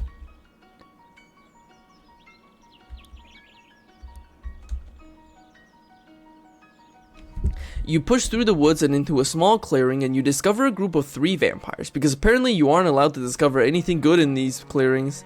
Well, I say 3 vampires, but there's 1 vampire, 1 bat, and 1 small cloud. So it could just be a vampire, her pet bat, and the leftovers of a bean lunch. I assure you we are all 3 vampires. Oh crap, she heard me. Oh no, I'm doing the time travel quest line right now.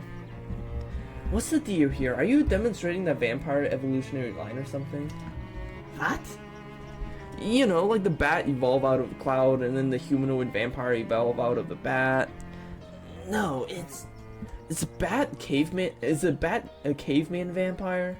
No, if anything, this is more like we see states of vampire matter. What? You know, solid, liquid, and gas. Bats are a liquid?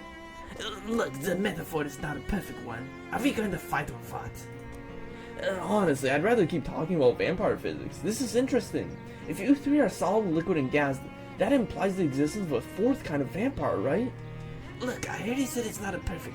Well, yes, actually. Now that you mention it, there is a 4th kind of vampire. A plasma vampire? Yes, when a vampire is destroyed by sunlight, they sometimes become a high energy but short-lived vampiric spirit, which we call a moroi. Which, now that you mention it, is rather analogous to the plasma state of matter. Well done. I've never thought of this before. You are very intelligent for a human. Aw, heck, I was just kinda stalling for time to be honest, but maybe bats are liquid. Everyone turns to look at the bat, who shrugs wordlessly.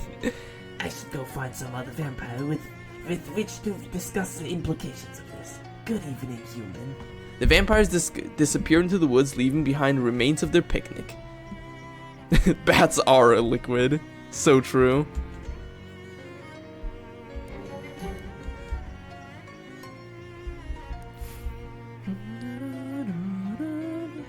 Huh? Before you even get to decide whether to avoid her or not, another you strolls up to you and tosses you a bag of stuff. Here you go, have fun. Oh no, come on, you know I have to give him... No, it's fine, you can use those. I'm not a time loop you, I'm a parallel universe you. She holds up her hand and shows you a ring that looks like two separate loops intertwined. Different rings, see? Huh. Well, okay then, thanks. No sweat, gotta run. I have to rescue my Aunt Martha from the evil clowns. She leaves with a wave. A parallel universe us, who's fighting against evil clowns. Ah, we have to fight fairies.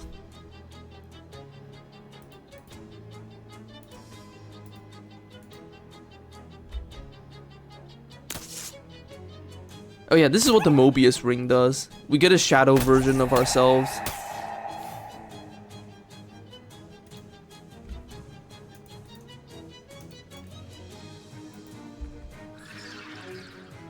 Using the compass just because I can.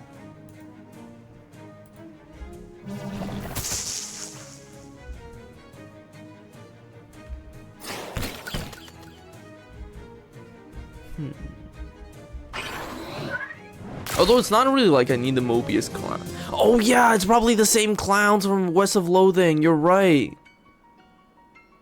And yeah, that was the first fight of the stream, funny enough. Yeah, no, in West of Loathing, there was a bunch of demonic clowns, and I guess in the alternate timeline, they're still haunting the area.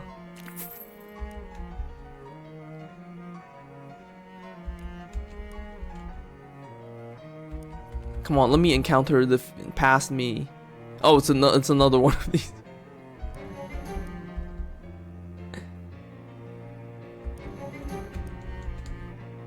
Come on, give me the event.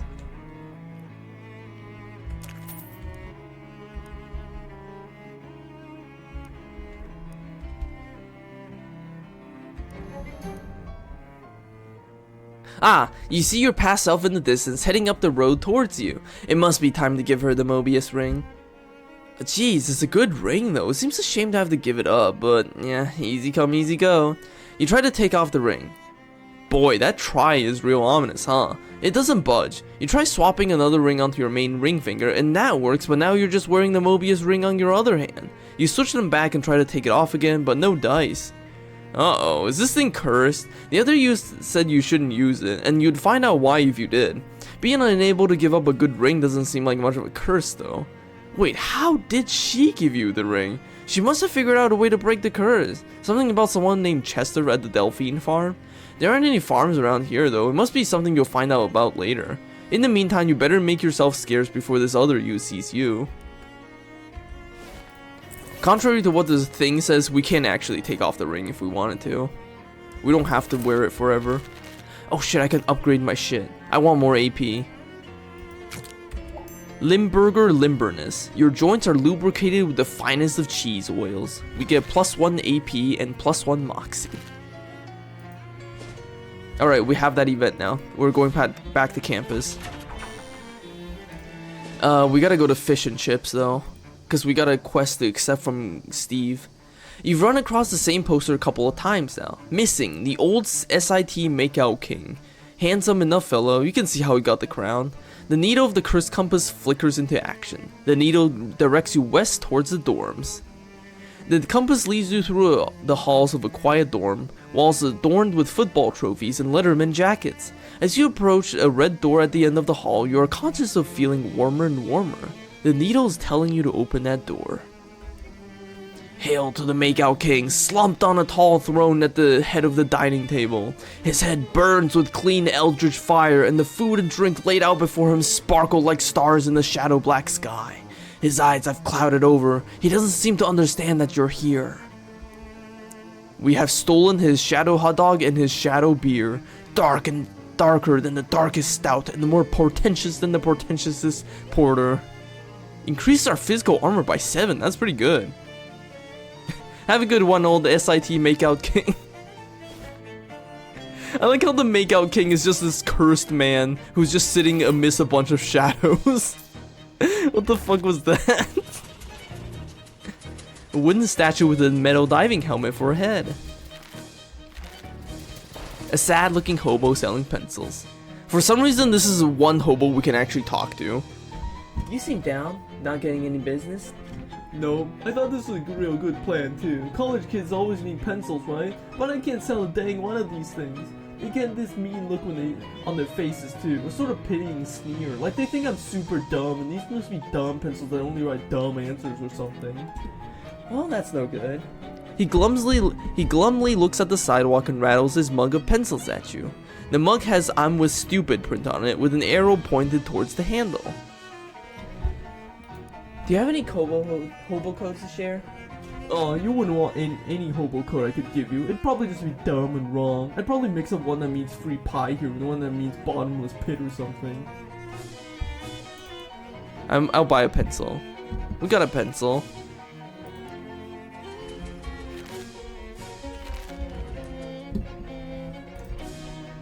Here, maybe try this SIT mug instead. Maybe that'll convince the students that you're smarter. Say, that might just work. Thanks, here, I'll swap you. We got a dumb coffee mug. A cracked and dirty coffee mug that has "I'm with stupid" print on it with an arrow pointing towards the handle. This is dumb and puzzling on multiple levels. It reduces all combatants' mysticality by your moxie.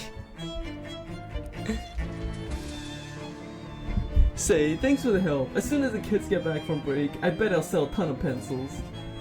Do you have any hobo codes to share? Why, certainly. He uses one of his pencils to draw some symbols on a scrap of paper for you. You know, I don't know why this is the one hobo you can talk to, despite being cursed with shadows. The kid behind the counter has glassy eyed stare traditional to all fast food employees, or rather, what will become known as fast food in about 23 years. You okay? Huh?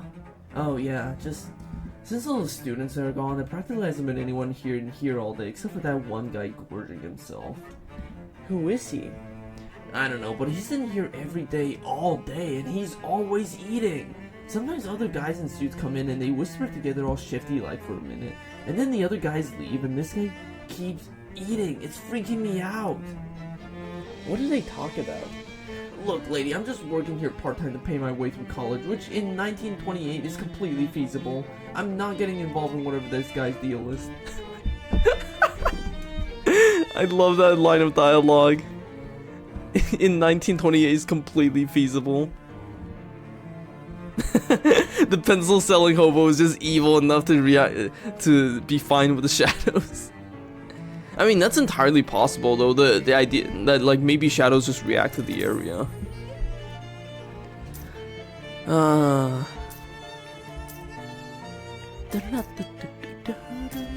Let's get some onion starfish. It's way too overcooked to eat, but you could definitely throw it at someone for 10 sleaze damage. It could be, honestly. This trash can is about what you expect from a trash can at a fish restaurant.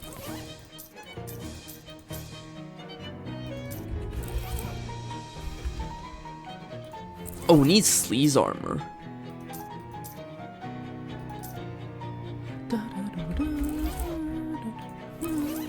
I need 5 sleaze armor?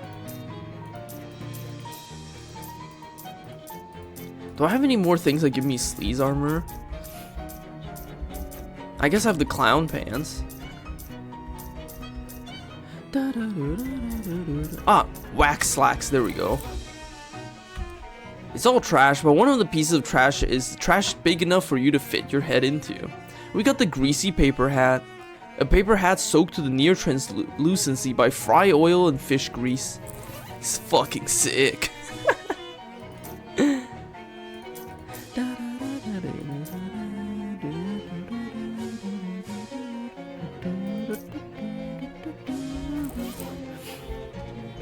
This is a grid that explains what kinds of things are and are not sandwiches. It's surprising how often it airs on the side of sandwich. This guy's glumly picking at a plate of food. Hi there, something wrong? Oh, well, I just moved out here for school and this food is... I mean, it's fine, but it just isn't like what we had back home. What's different about it? My dad worked at a barbecue sauce factory, so everything we ate was smothered in barbecue sauce. I thought I was ready for new experiences at college, but I'm so homesick. I can relate. For me, it was maple syrup.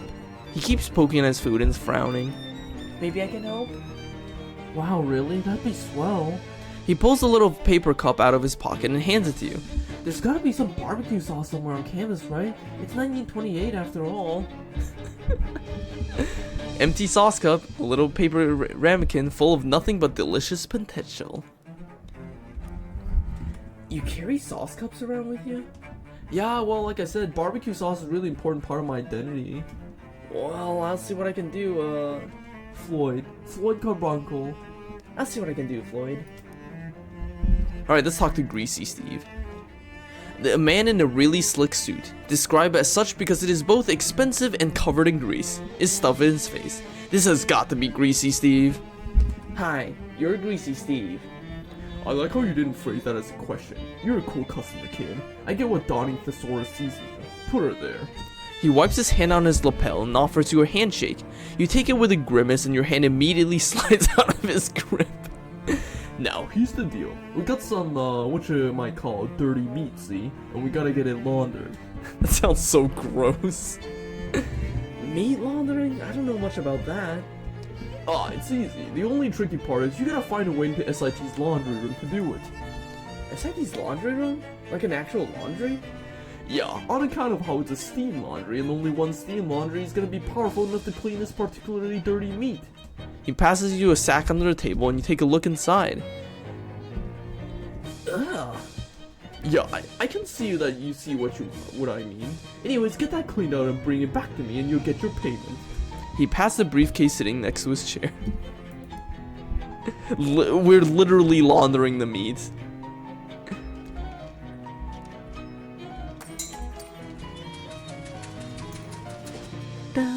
Alright, let's go back to the main lobby. I'm so excited to start exploring this campus. I love the campuses, despite the dream I had. Alright, theoretical topology lab number 1. Being near this thing makes your stomach churn. This fire escape map would have been more useful if it wasn't encrypted. Ah, the liberal arts department. This is such a funny joke. I was actually in the College of Liberal Arts when I was in college. It's a nasty mop. We got a nasty mop. The greatest trick the devil ever pulled was convincing everybody that a mop does anything other than just evenly distributing the filth on the floor. Actually, probably wasn't the devil, it was probably whoever invented the mop. A shelf full of various industrial cleaning products. A photo of a bare-necked pinup girl. Scandalous. This sign says drinking fountains out of order. This is the most locked door you've ever encountered. It's a cola machine. Insert 5 meat. Huh, looks like they forgot to unpack the cans up before they loaded the machine up. We got a crate of cola. This is more cola than any one person should have access to. These notices have been steamed to illegibility. Look, it's a shadow pocket. Reach inside. We got a shadow milkshake. Oh yeah, there's a door here and you can go out into the SIT courtyard. This sculpture is called Zero Man. Also probably what you would rate it on a scale of 1 to 10, man. This must be the symbolic of something. Probably bats. Wander back in the main building, yep. We're now in the Vector Wing. This is just a list of all the other bulletin boards on campus. The laundry room is currently closed for repairs. We apologize for the convenience and ask that you please refrain from washing your socks in the drinking fountains. Yeah, no, I do actually like the decor here. Access granted if and only if this door is closed. The Paradox Lab. This drinking fountain seems to have developed a steam leak.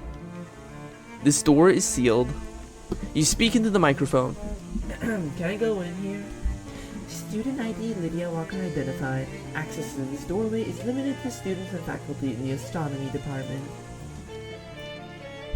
This soda machine appears to have been pretty comprehensively tampered with. Some mechanically savvy vandal has increased the price of a soda to an exorbitant 50 meat.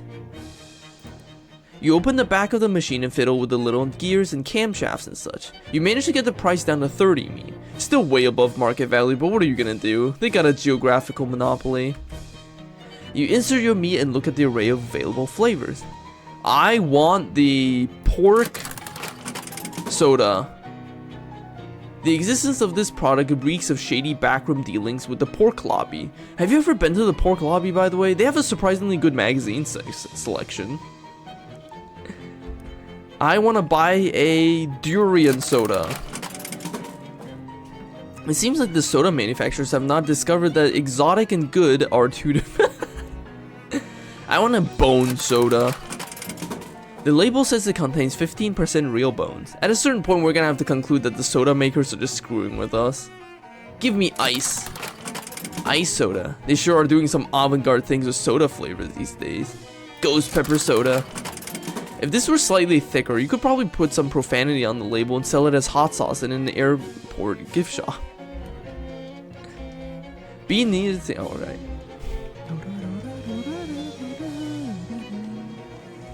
Anyways, barbecue wing. This fountain appears to be hooked up on a supply of barbecue sauce instead of water.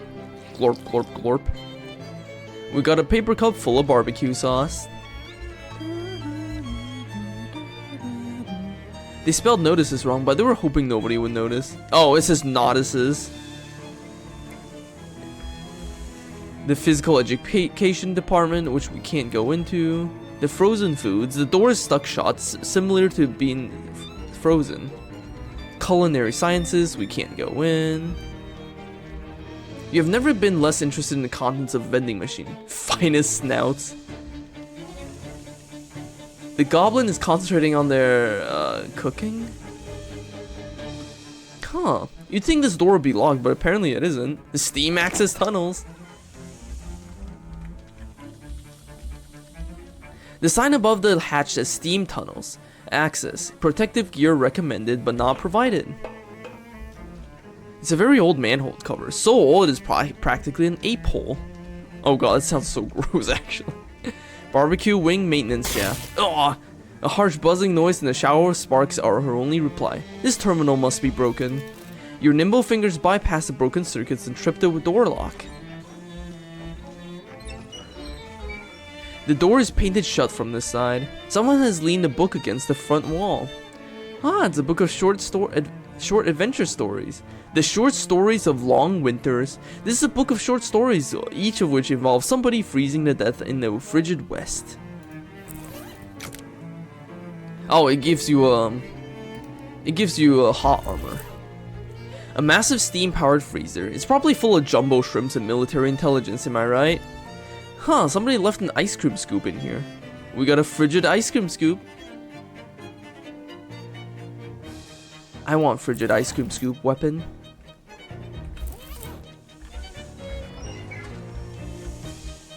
The laundry room. Shadow. Hot dog. Steam powered. This would dry your clothes way faster than boiling them. A trove of dangerous laundry chemicals. It's a steam-powered washing machine. Let's launder the meat. You don't want to look at that gross, filthy meat again, so you just throw the whole thing in the machine and start the wash cycle. You wait. The machine continues to launder the meat.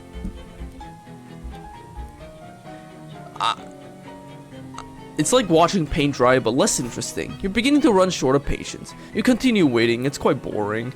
You don't know how much longer you can take this. It's very boring. It's quite boring. You watch the meat spin around for a while, but it gets you too dizzy. You watch it spin... It's like watching paint dry. You twiddle your thumbs for a while. It's extremely boring.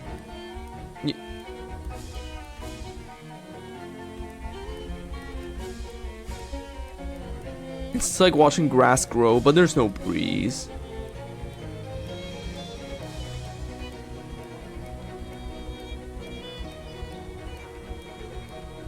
I'm pretty sure this just loops indefinitely until you actually hit number 2.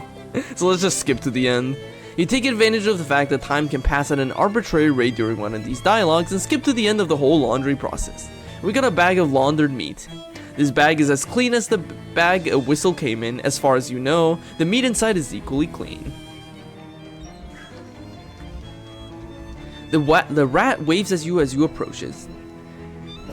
Hey there, little fella. The rat emits a few squeaks. What's shaking? The rat dashes into its hole and returns holding a tiny piece of cheese. He points at you, sweeps his arm broadly from left to right, and then points to the cheese. He stares at you for a few seconds and eats the crumb. You want me to bring you some cheese? The rat nods and scurries around in a quick little circle. Okay, I'll see what I can do. I'm pretty sure I have cheese. The rat looks at you with a hopeful expression on his tiny little rat face. We'll conjure up some cheese because we're a wizard. We got conjured cheese, some cheese you made out of the curds in the way of the cosmos. The rat sniffs the cheese and makes a few delighted squeaking noises. He drags the cheese inside his hole and emerges with a ring. We got the fustulent ring. Instead of a gem, this ring sports a little glob of nasty cheese. Queso Fustulento also reduces his target's muscles and not. That's okay. That's not that good. Cream cheese. The rat graciously accepts the ball of cream cheese and carries it into his hole. He emerges with a ring which only has a little bit of leftover cream cheese stuck to it. We got the anaerobic ring. Prevents fire. Thanks, and sorry about the mess. The rat squeaks as if to say no problem. The rat reconsiders the squirrel cheese. He wrinkles his nose a bit, but eventually decides to keep it. He hauls it into his hole and emerges with a ring. We got the brain coral ring. Exotic thing. A ring carved from a chunk of endangered coral. It wasn't endangered at the time of carving. It became endangered later as a result of how much similar carving was done. Mind Melt. Oh shit, that's really good. Mind Melt also increases your mysticality by 3. I need that. I'm gonna equip that. That's actually really good. Because that means every time we use Mind Melt, our attack damage goes up by 3. That's actually crazy good. Clem is a loser. Greenhouse access. Somebody appears to have taped a radio to the steam. This sign has been scraped off the door. Curious. Hi there. A nervous looking guy in his late 40s. He seems surprised to see you in his secret lab. Hi there, I'm Lydia. Oh, hi, I'm Rufus. How did you find this place? I was just kind of poking around the steam tunnels, exploring, you know? Yeah, that's a popular pastime around here. The kids call it hacking. I guess I should have anticipated that when I set up the secret lab. Oh no, the increase is only for the fights. So it's kind of like a combo thing. Why do you have a secret lab? Was the department out of regular labs? I'm not actually supposed to be here at all. I used to teach it, but they let me go. Oh, what happened? Did they fire you for using forbidden math? Not at all. SIT is the last place that would fire you for that. I was joking. They fired me because I didn't make tenure. I was too busy trying to figure out what happened to my missing sister to publish any original research. Well, that hardly seems fair. It's probably just as well. I don't think I was cut out for being a professor anyway. Department politics are maximally bogus, as the students would say. So you set up this hidden lab to continue your search for your sister? Yeah, basically. Although I'm taking a much more roundabout way towards it now. What happened to your sister? She left home when I was 14 and headed north. Well, we called it west back then. She spearheaded the expedition that pushed the Transcontinental Railroad all the way to the Frisco. Wow! Yeah, she was kind of famous for a while. I used to get postcards from her all the time, but then one day, poof, just vanished off the face of the earth. I talked to all of her friends from back then, but nobody knows where she went. My only guess is that she decided to keep heading north and hop the ship. I couldn't get any passenger records dating that far back though, so that was pretty much as far as that leads. Yes, this is the plot of West of Loathing. He is in fact describing the plot of West of Loathing. Huh, that's too bad. What are you working on now? Well, this is gonna sound crazy, but, you know, we have a saying here at SIT. Science that nobody understands is called magic, and science that only one person understands is called mad science. I see, so you're doing a little dabbling in the forbidden arts, eh?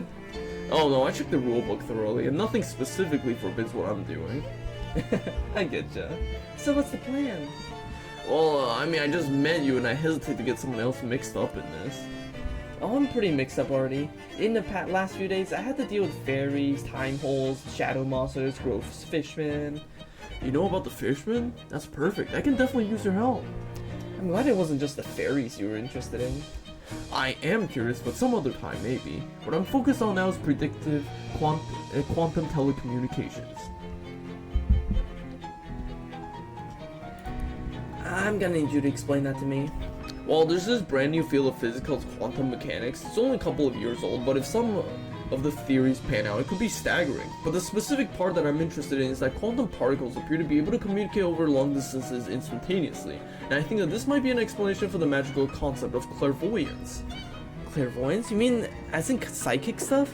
Tarot cards and crystal balls? Crystal balls, yes, exactly. I'm trying to make a crystal ball that will show me where my sister is and maybe even let me communicate with her. Oh yeah, fun fact. The gender of the sibling that Rufus is looking for in this game depends on the gender you choose as your player character, because they assume that you're gonna play as the same gender in both West and Shadows over Loathing. So they just assume that you're gonna be playing the same gender. Neat, how can I help? Okay, well, all the fishmen in this region come from a single source called the Fish Mother. She's sort of like a queen bee, you know? The one creature that laid all the fishmen eggs, which is a little weird actually biologically speaking, because that indicates a dangerous lack of genetic diversity. What? See, honeybees avoid inbreeding through an extremely high rate of genetic recombination, but the fishmen don't have that advantage, so one would think inbreeding would... What? Never mind, sorry, I got a little sidetracked there. The important thing is the Fish Mother is thought to have a sort of magical psychic link with all the fishmen. Psychic, gotcha. So, what do you need? Well, legend has it that Fish Mothers occasionally make huge, beautiful pearls. How they make them is probably too gross to think about, but my working theory is if it has the right kind of Fish Mother DNA in it, I might be able to reconfigure it to make my own psychic link. I haven't understood basically anything you've said, so that sounds perfectly reasonable. You need me to get one of these pearls? Yeah, the Fish Mother's lair is down by the river, but the entrance is a sort of organic valve. Ah, Jesus, huge butthole, isn't it? I was gonna say cloaca, but yes, it's a huge butthole that keeps anything out that isn't related to the Fish Mother. Fishman's physiology. So how do I get in? You aren't gonna like it. I already don't like it. I can make a sort of disguise goop to cover you with. Ah, swell. How much am I getting paid for this? I don't exactly have much meat left after setting up this lab, but maybe the Fish Mother's lair has some sort of treasure in it. I mean, definitely. The Fish Mother's lair definitely has a whole lot of treasure in it. Alright, fine, I guess. You misread goop. Great! In order to make the fishman disguise goop, I'm gonna need some fishman eggs. About 3 pounds of them, according to my calculations. But if the eggs are in the Fish Mother's lair... No, the regular fishmen carrying them around, to keep an eye on them. They have a bunch of little hideouts all over SID campus in Ocean City. Or rather, all under, I should say, since they're mostly in the sewers. Oh, this just keeps getting better and better. Here, you'll need one of these to open the manhole covers. Yeah, no, he just needs the pearl. We can do everything else we like. Oh yeah, this map is the map from West of Loathing. That is the map from West of Loathing. All of Rufus's normal furniture has been arranged in a small area here. This case of cockroaches is awful, and you're not gonna ask Rufus why he has it. Rufus seems to be collecting steam for some reason. Ah, we can make some potions. I'm not gonna use any. This machine looks dangerous. There's a weird set of mirrors mounted together here. Must be some kind of an optics experiment. Perfect. Don't change a thing. Oh, we can't change our expression anymore. When we look in the mirror, all we see is our shadow talking back to us. That's cool. A bookshelf full of strange science and math books. Wow, these books are all way too advanced for me. Actually, there's one in there that's right up your alley. 3rd shelf, 3rd from the left. You have the order of your bookshelf memorized? I don't have to memorize it. I understand the principles by which I arrange things that never deviate from them. Gotcha. You look over on the third shelf, and surely enough, the third book is eerily relevant to your interests. We got Space Time's Rainbow. You've been meaning to read this one for a while, you just haven't gotten around to it. Reality Shift. Gain 3 armor against every element. That's okay.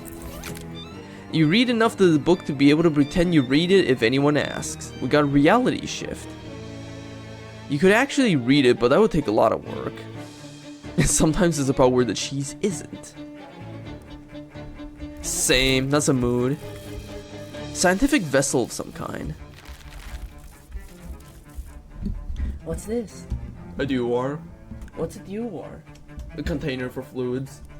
What kind of fluids? Usually valuable scientific substances. Not that one though. What's in this one? Absinthe. Oh, can I have it? If you want, sure. You carefully pack the Duar for transit back to the purple door. If this label is to believe, this is a crate of arcane hot plates.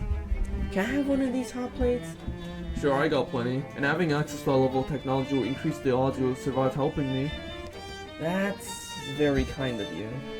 Grab one of the hot plates before he does some math and change his mind. It's a big pile composed of 80% garbage and 20% miscellaneous electrical parts. We find a chunk of lead, 11 in 1 oil and a piece of scrap metal, pocket battery, gold-plated cable. This door says Robot Battle Arena on it. What's this Robot Battle Arena door all about? That's my robot battle arena. Why do you have a Robot Battle Arena? The fact that you even asked that question makes me think you never understand the answer. How many robots are in there? They're capable of self-assembly and replication, so it's hard to say. It's also critical that you never accidentally leave the door open.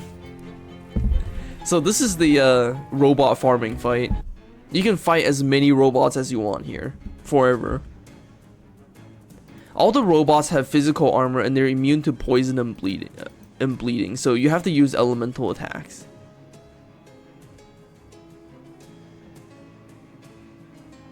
That guy, I mean, he could be. Oh, jeez. Okay, wow, robots hurt like hell. I'm very clearly not ready to fight robots yet. Yeah, let's just surrender. You lost. You took one heck of an fully automated beating. You totally lost that fight on purpose, though. You don't even care. Yeah, I don't think our stats are actually high enough to fight the robots yet. Alright, thanks for watching, Fifi Man. See you later. Oh, we got a prototype electro helmet. Cool. We're not gonna wear it, though.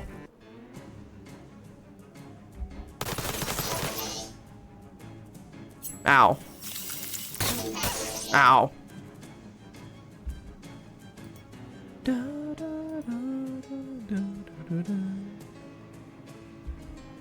It's a good thing I have like 5 AP. So I can do so many things every turn.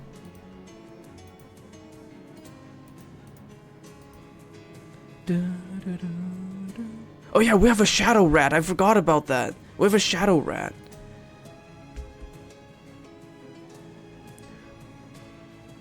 Oh, I should use this. Mind Melt increases our it heals us and increases our mysticality. The fucking the action economy here is insane, actually.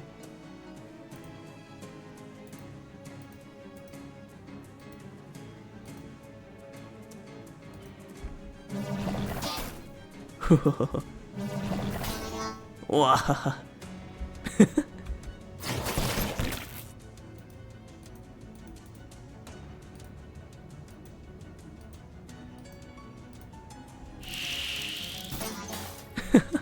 I love that. I love that ice cream scoop.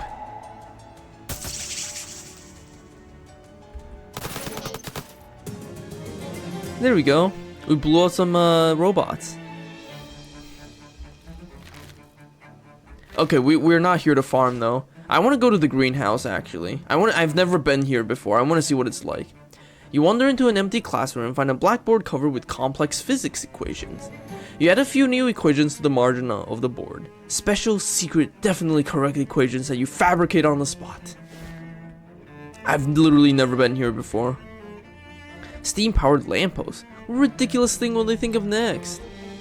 Welcome to the SIT greenhouse, constructed in 1919 by German engineer Walter Bauersfeld, an early attempt to invent the geodesic dome, at which he was not successful until 1932. This is either an avant-garde sculpture project or some weird new kind of bench. I've never been here. Hey, Molly, everything alright? My Roscoe's getting rusty. This school is trying to find some action. Oh, it's in the Louvre. Oh, I see. It's a shame most of the kids are gone on break. It's nice to see young people enjoying time they got left before they gotta go out into the world and get real jobs. Gosh, Molly, that's unexpectedly wistful. Are you harboring regrets about how your life turned out? Who, me? Don't be an Airedale. I got lucky. My job's a hoot. So they invent stuff here, right? They invent any new dances?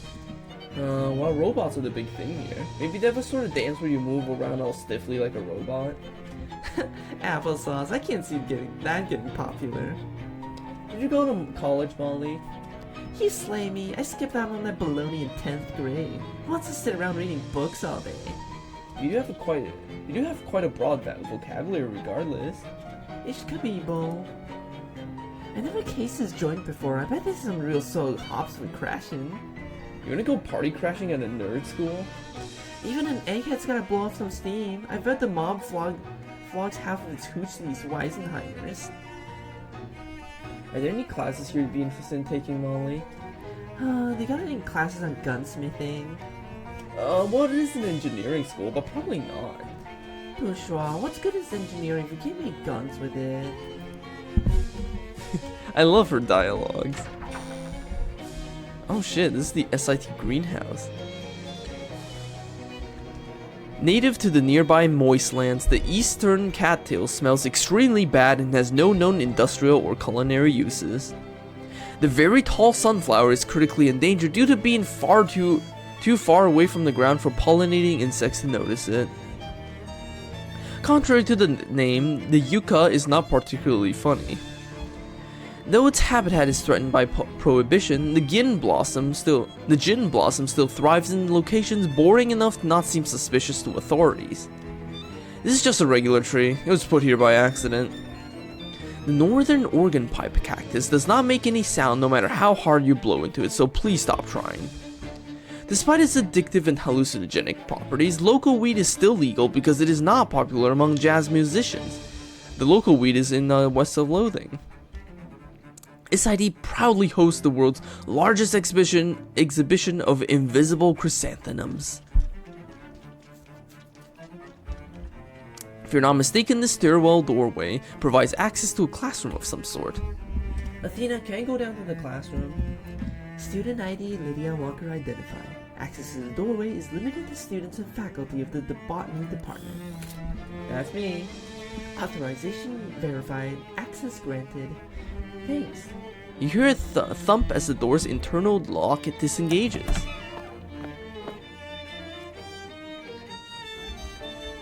As grad students sitting at the desk, staring blankly into the middle distance. Excuse me. I'm a botany major. Nice, me too. Pooba gear. I'll elaborate. I'm a new botany major and I need to know what I'm supposed to do here.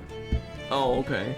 Well, ultimately, you just need to get your transcript signed to show that you passed the course. I'm just a TA, so I can't do that for you, but Professor Cowlow should be in his office down at the other end of the lab.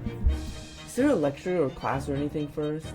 You'd think so, right? But you're only a student here today, so nobody gave me any lectures notes or anything, so... The botany TA. After a moment, the TA returns from wherever he was inside his head and blinks at you. Yeah? Never mind. Pooba gear. Whatever that is. The cabinet is empty. Jeez, how are you ever gonna find out what Pooba means? What the hell? Whoa, okay, hold on. The door is barred, probably so no steam can get in. You unbar the door, no steam continues to get in. Ah, we have a shortcut now. That's cool. That's awesome. You suddenly find yourself unable to breathe. Can I not proceed? Hey dude, I need some Pooba gear. The other half of the lab is choked with pollen. Yeah, those man traps spray out pollen like you wouldn't believe. Somebody should probably prune them back a bit. They've really gotten out of control. Was that maybe your job? If it was, nobody said anything. Well, how do I get past them? I can't even get near them. You need a Pooba helmet. Honestly, you would think a gas mask would work. I don't have one though. A what? Pooba helmet, pollen untoxifying breathing apparatus. I don't think untoxify is a real word. Yeah, but nobody likes an acronym that you can't pronounce. Anyways, there's some in the cabinet over there. I already checked. The cabinet's empty. Oh, well that figures. Everybody's always checking them out and not putting them back in. So, what should I do? I guess you could try hunt down someone who has one. What about a gas mask or diving helmet? Something like that should work, right? Nah, those things don't have the untoxifying properties of a Pooba helmet. I still don't think that's a word. The Pooba filters are designed to counter specific poison stuff with the pollen. The air filters and other kinds of breathing gear can't handle it. You know who has one, right? You must have a record of checkouts, right? Oh yeah, probably. Let's see. He pokes around the desk until he finds a small notebook. Got it. Most of the kids are gonna be gone for the break. They wouldn't have taken the helmets with them though, right? Well, no, probably not. But it's not like you're gonna go break into the dorm room, right? I absolutely will. That's fierce. I wouldn't recommend it though. Dorm security is real McCoy after last year's big April Fool's hack. What happened? Somebody broke into maintenance and rewired all the elevators to go sideways. Wow. Oh, Chip has one. There you go. Is this sideways elevator thing whatever his face was reference? Charlie in the glass elevator or whatever. Chip who? Chip Noonsley. He's a frat guy, I know. Phi Upsilon Tau. He didn't leave for break because he's monitoring some plans he's been working on. Phi Upsilon Tau's in the middle of the Greek Row, west of the campus across Fishin Boulevard. Alright, we gotta go to the dorms. You okay, Molly? You've gone 5 whole minutes without saying a word. Oh, that's unexpected. Where'd you find the book? Huh? Oh, on a bench somewhere. It's pretty interesting. Applied ballistics. You think we'll be needing to throw a 90-kilogram projectile over 300 meters? Because there's some real juicy diagrams in here, look. Gee, Molly, maybe you could be the girl that revolutionizes gang warfare, except the opposite of revolutionize. Oh, I get it. It's the botany guy's dorm. That's why this is covered in plants. This trash can smells as good as it looks. The fraternity guy is tending the barbecue here. That looks like a giant dildo. Hi, what you cooking? Queuing. What? It's a cute way to say barbecuing. Here, try one of these bad boys. Vegetable sausage. It's a sausage-shaped mass of leaves, emulsion, a potato skin casing. What is it? It's a special plant-based sausage I'm working on. Is it any good? I didn't call it a good boy just now. I just... That's so weird to say. I figure I just need another, I don't know, 80 or 90 years to really get it right. I see. Well, thanks, I'll be the same, I guess. Don't mention it. Say, do you like the Q? Yes, I love it more than anything. Well, here's one of them queuing forks. I've got like 10 of them. Once people find out you're into queuing, you start getting them for every birthday in Crimbo. Gosh, thanks. He nods and returns to his queuing. He thinks he plays an elf. That sausage literally looks like a dildo. This is a mesquite tree, unless you're mistaken. This guy is shivering and his teeth are clattering loudly. I was hanging out at a weird stone frat and I left my jacket at the bar. I'm freezing. I guess there is kind of an unusual chill in the air. I'm real susceptible to changes in narrative atmosphere. If you're headed in the direction of Lambda Iota Theta, could you stop by and grab my jacket for me? It's soft and comforting. Maybe. Thanks. This pot contains dozens of different flowers, all grafted together into some kind of a weird smelling plantenstein. You gather some of the materials from various pistils and stamens and frimframs. Wow, this house is even more lined up on this side. This cat is writhing around in a pile of catnip, either in agony or ecstasy. You deftly avoided the flailing claws and gnashing teeth and gave him a little scratch on his chin. As you do, you see his collar, which reads Sprig. We'll let him play. What's this shrub you're working on? It's a new strain of a super aloe. Oh, interesting. Now that you mention it, the leaves do look like aloe vera, except they're wider. That's right, I'm trying to find the best balance between increased phytochemical production and concentration. How's that working out? Pretty well, now that I've given up on crossbreeding it with toxicodendron radicans. Here, have some ointment samples. Neat, thanks. This frat guy is tending a row of malty smelling plants. Hi, are you Chip? That depends on who you are and what your badge looks like. What? I'm not a cop or anything, I'm a botany student. My name's Lydia. Oh, okay, in that case I'm Chip. What's up? What are these plants you're working on? Check it out, I'm breeding a new kind of beer. Like a different kind of hops? Nah, hops are just one ingredient in beer. This is gonna be a whole beer. And you can smoke it. Smokeable beer. That kinda exists already? What? Somebody caught my idea. Just about every jazz musician, yeah. Oh, you mean reefer? No, that's Swallow, but this is gonna be beer, see? Literally beer that you smoke? Right, I'm gonna kind of Buzzweiser. What's so wise about it? Well, hopefully it won't make you puke if you smoke too much of it. I see. Still working on that part though. I need a Puba helmet, and the TA at the lab said you checked one out. Oh yeah, sure. I got the allergen situation worked out on my plants here, so it's no problem. Here you go. We got a Puba helmet. You have assurances from multiple untrustworthy parties that this helmet will protect you from harmful pollens. A Puba helmet.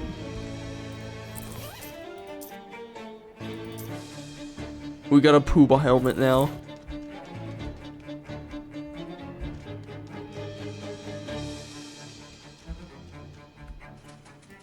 Let's go back to the greenhouse.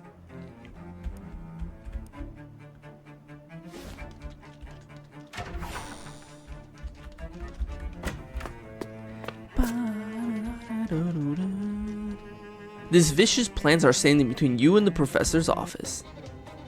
Let's kill the shit out of them.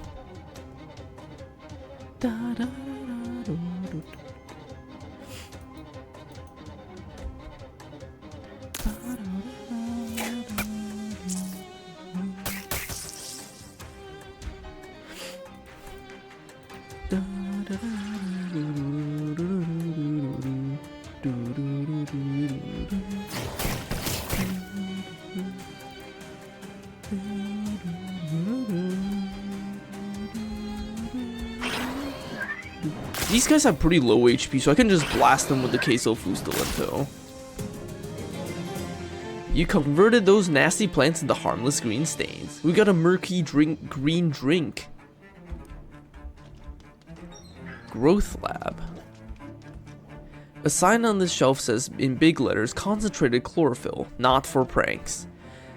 The table has two things on it, a soda and a note that says, stop pouring chlorophyll into my plants, into my soda, you jerks. You grab the can of decidedly green tinged liquids. It's a potion that gives us 5 HP regen per round. Water only, water and nitrogen mix, bleach, serum K6. First aid kit. You must have been expecting a lot of botany related injuries. This plant has dozens of weird seed pods on it. That cracks them open.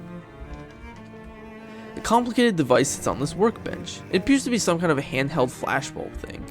The device seems to have an ultraviolet bulb in it. It must be designed to provide quick bursts of energy to plants. You take the bulb out and screw it in backwards. Now let's see how the plants like it. We got the anti-UV plant flash.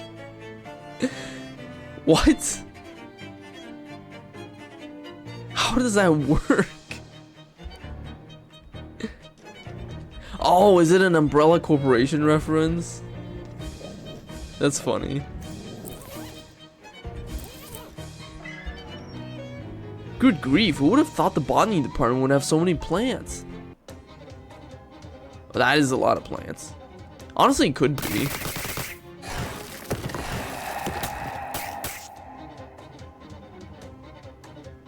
Da, da, da, da. You know, I'm just gonna grenade him.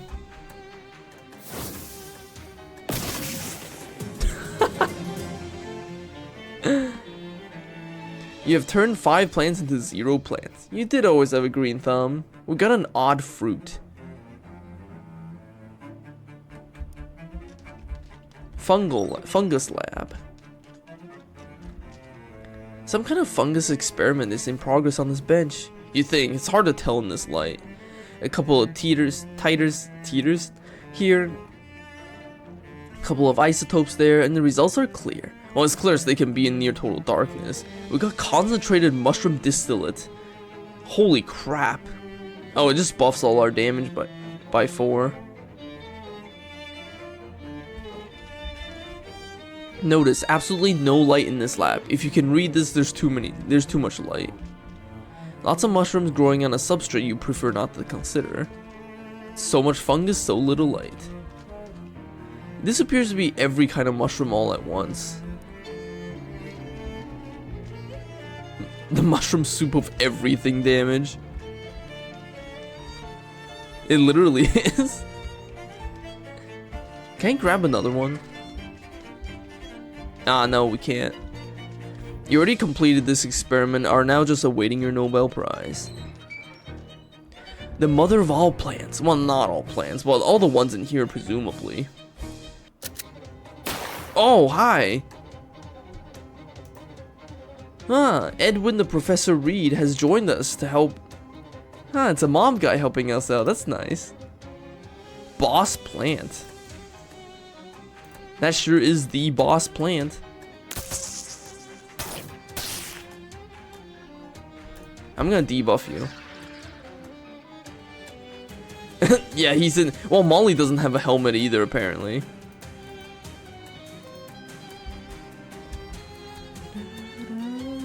Oh, I just realized, by debuffing the boss, I just made it so Mind Melt does no damage to this thing. Molly's built differently. Ah, well, let's just blast him with cheese. We have a shit ton of AP anyways. Oh yeah, what does this look like? Okay, there's no animation. You put an end to the giant plant's reign of terror. Also, it's reign of pollen. We got the pulsating seed pod. We can take off the Pooba helmet now. Open! This thing is about to burst. It would be the work of a moment to open it. See what's inside. You pop open the pod and collect everything that oozes out of it. There's some more in there. Your expertise allows you to scrape more stuff out of the pod. It was just a bunch of material. A little glass case full of various hollies and ivies. A steamy glass case filled with ferns. Signs read sample storage. Since all the samples are free sample as far as you know and care, you help yourself. Thick bark. Murky green juice.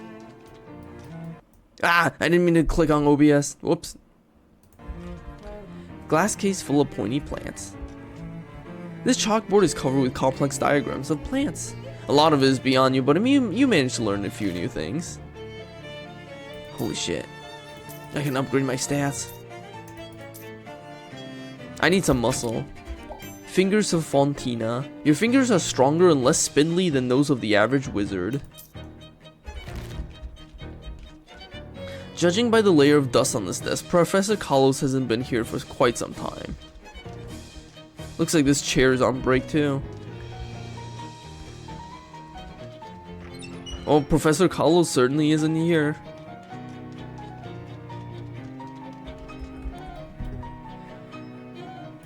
The professor isn't in his office.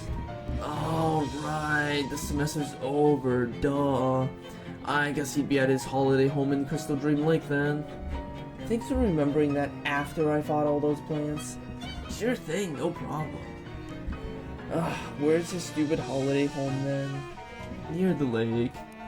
And look, I've been to Crystaldream Lake. I need you to be more specific. Oh, well, it's sort of... There's a road, and then it's like... Just mark it on this postcard. Nice, okay. I have to go to Crystaldream.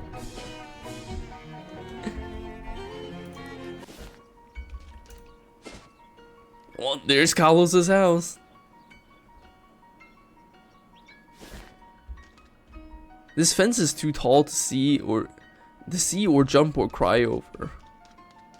The professor's holiday home looks like it could use a holiday of its own, to be honest. This sign is being very curt with you. This is an expensive car, but it has been tragically neglected. Yeah, no, the sunflowers are moving. This fence is impassable until they invent something that can cut through wood. Oh wait, you're right, the sunflowers are washing. Oh, that's weird. Oh, that's weird. Based on what you can see through this window, the entire house is full of potting soil. The door won't budge. There's an ironic opening in the fence where the sign used to be. Oh wow, that is weird. The sunflowers are looking at us. That's so weird. Oh well, this appears to be more or less a dog, except for being green and having some kind of plant pot for a head. It seems agitated, like it's guarding something. A big barrel labeled plant food, plant beverages, leather-bound journal. You flip through the journal and open to the last page. Okay, it seems to have been devolved into madness by the end. Let's try a few pages back. Success! I have bred a tomato that can produce a seemingly infinite amount of juice. This could totally revolutionize the juice industry, and they said I was crazy for trying to transplant a human bone marrow into a tomato. That's intriguing, a little disturbing. New idea. The successful tomato bone marrow transplant implies the possibility of a reverse procedure, transplanting a plant organ structure into a mammalian subject. Must investigate. You skip over a lot of technical mumbo-jumbo and analysis of experimental results until you get to the next readable bit. I'm certain that I finally got this right, but the woman at the pet store refuses to sell me any more rats until I explain what I've done with the last dozen. I don't think she'll like the answer.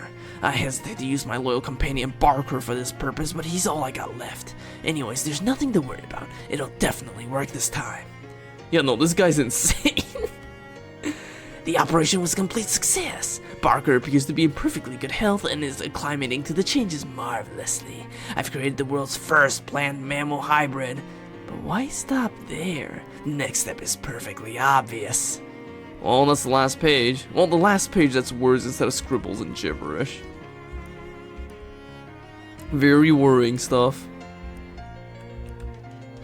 A complicated looking machine hooked up to a huge tomato. This must be the special infinite juice tomato the professor made with human bone marrow. This will come in handy over at the speakeasy. They'll be able to mix a whole dynasty of Bloody Marys, in a kind of a literal sense. Infinitely juicy tomato. Of all the things to have an infinite supply of, this is perhaps the most underwhelming. Oh man, I gotta go to the speakeasy. The tomato juicing machine is too heavy to lug around with you. Fancy Dan is gonna have to figure that part out for himself. Nothing. I guess no fish are native to tomato juice. I've never had Bloody Mary.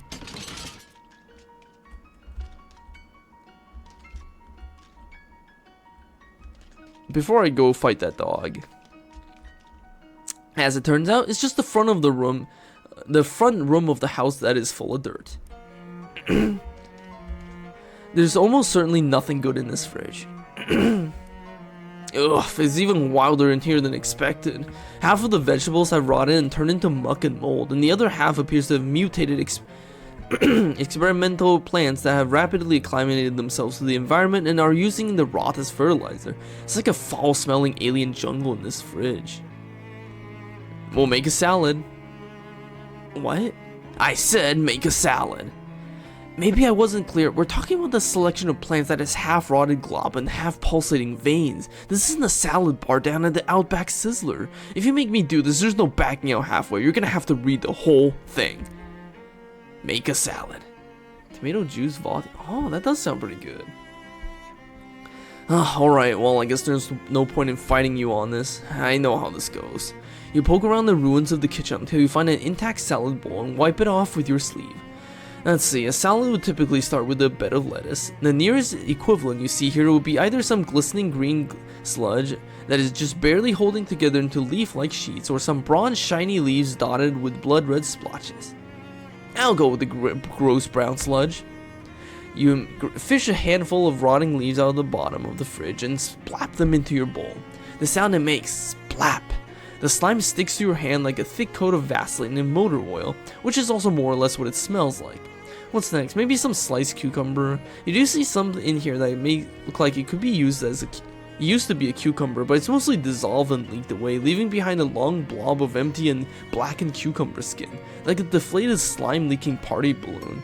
Alternatively, you could take a vegetable that is sort of long and round like a cucumber, but is yellow like a squash with rippling and bulging bright green veins.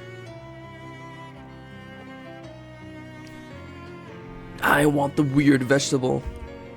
You take the weird squash-like thing and find a rusty kitchen knife to slice it with.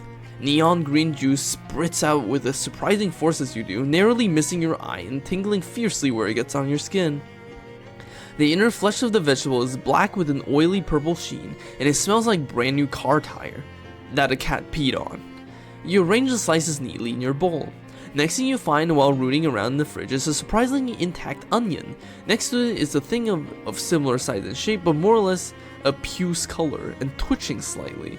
I want the other thing.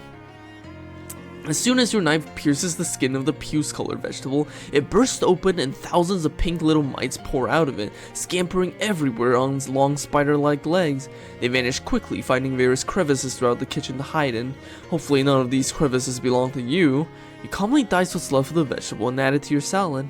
The perfect thing to top off a salad is, in my opinion, some nice fresh cherry tomatoes. You do find a small bowl of round things that might be grayish green cherry tomatoes, or rotting grapes, or old pickled quail eggs, or maybe just green olives. Ugh, I hate green olives. There's also a plant that has sprouted some berries of similar size and shape, except they're white. Well, not exactly white, sort of off-white, except the off part isn't quite the same color you're getting normal off-white. I want the round things. You tip the bowl to pour the things into your salad. It takes a little while. They stick together and slowly ooze out of the bowl, tumbling and landing on your salad. Plop, plop, plop, trailing thin white threads of clear slime that sticks to the bowl's rim. Now you just need some kind of a dressing to top this all off.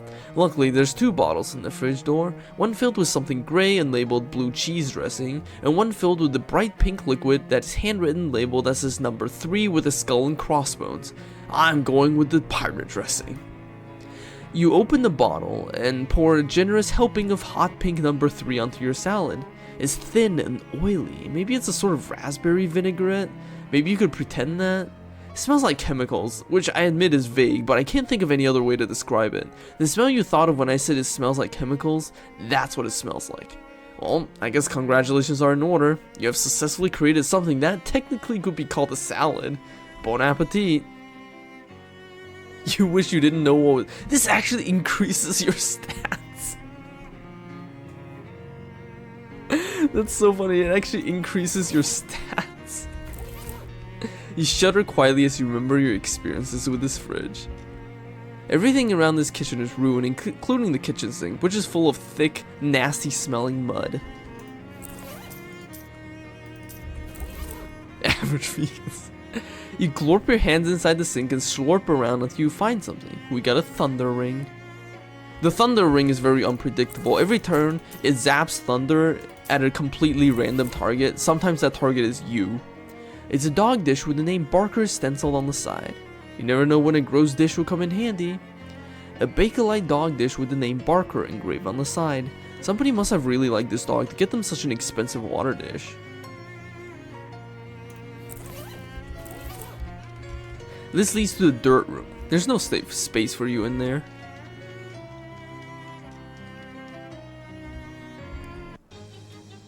What remains of Barker? Do I have to fight this guy? I guess I got no choice.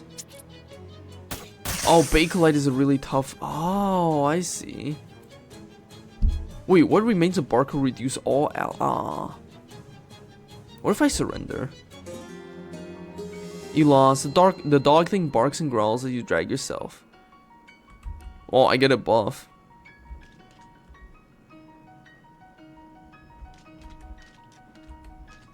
I guess I have no choice but to fight Barker, huh?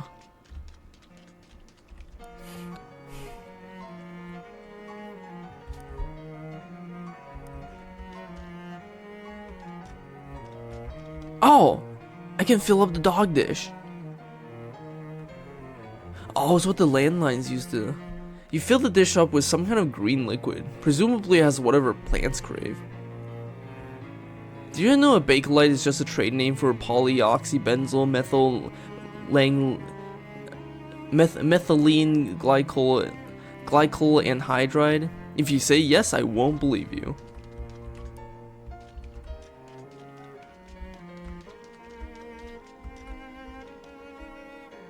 Offer a dog dish. Hey there, buddy. Is this yours? Are you Barker? Are you thirsty? Here you go. You put the dish down. Barker sniffs at it, and then the pot opens, revealing a fleshy pink flower with a circle of sharp white teeth at the center. A red vine-like tongue snakes out of it and starts lapping up the plant beverage. You prefer the generic name. Hi, Misery. Holy jeez. Having finished his drink, Barker closes his head and then sniffs at you with a tentative wag of his tail. Good boy? You pat him on the head and he wags his tail harder. Looks like you made a new friend.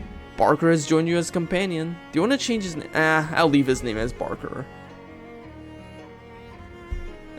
I like his name, Barker. You decide that Barker will be just fine and give him another pat. I can send him to this. I'll take him.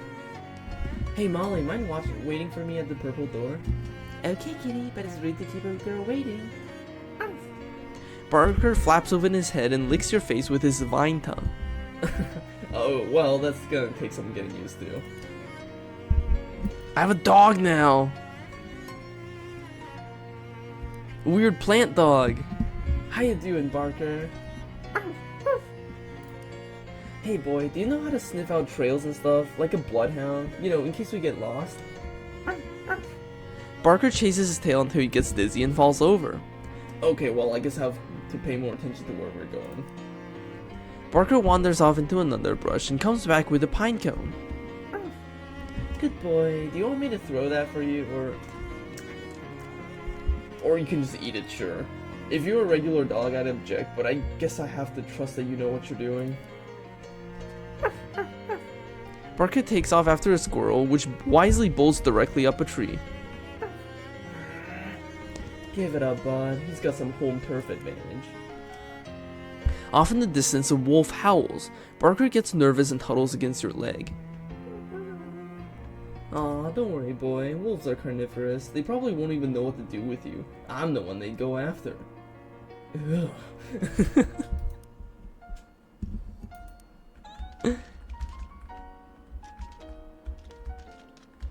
We got a dog. This greenhouse was clearly built by a botanist, not a carpenter. Wow. Oh good, a bunch of those man trap things. Let's pull some weeds.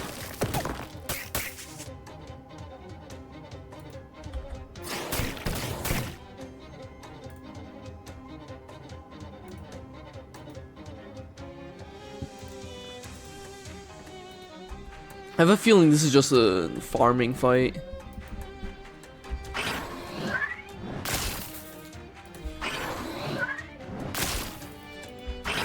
A grinding fight, rather.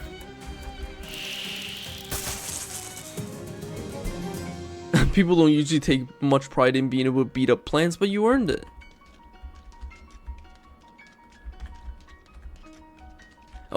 Oh geez, there's a tall, spindly humanoid creature skulking in the corner. The creature has long, thin, green limbs like flower stems and is clothed, sort of, in a ragged white petals. Its head is some kind of a plant pod?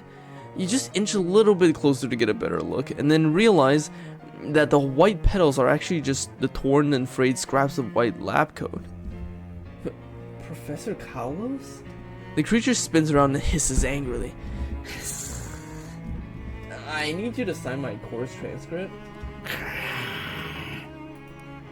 The crazed plant professor, leaps at you, but you dive for the door and escape. Fortunately, he doesn't seem to inclined to leave the greenhouse. Plant house.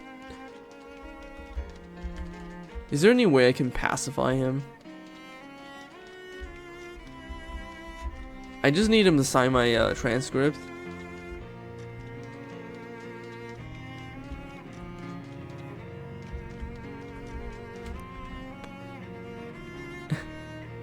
Barker.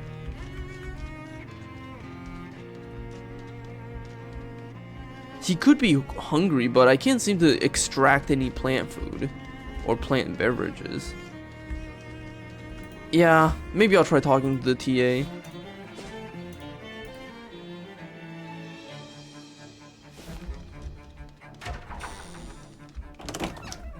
Hey dude, I found the professor. I have bad news about Professor Kalos. Was he turned into a horrible plant monster by an experiment gone awry? Yes, you knew? No, but he's been gone for a while, and everybody assumed it was probably something like that. It's like kind of like an occupational hazard around here. There's a reason why SIT doesn't have a biology department anymore. Wait, you told me he was in his office. I said he should be in his office. Every professor should be in their office during office hours. That's a rule. Thanks, dude. Thanks. He really doesn't fucking care. This is a real mathy place, even in other departments. Did the professor teach you any math, Barker? Slow down. Barker sniffs a vent around the vent in the floor and is startled when it suddenly puffs out a blast of steam. Careful, boy, you almost made that floor thing mad. Don't try to bite it, you goof. Barker sniffs at the air and seems perturbed. What's up, boy? Smell something you don't like? Chemicals? Robots? Math? Nerds? It's funny nobody's called me out for walking around the university buildings with a half plant, half dog. Do they recognize you? I guess one could argue that you were Professor Kalos' assistant, and therefore technically an official TA. Jeez, I think maybe you outranked me. I think we should go out to the quad and throw a frisbee around. That's what college students do when they have a dog, right? I mean, the earliest version of the frisbee won't be invented for another 20 years, but the transistor won't be invented for another 20 years either. And they have maybe a fully functioning robotics department here anyway. I guess we should be responsible and do our actual sort of job, though. We can come back here later to see what their students throw at their dogs these days.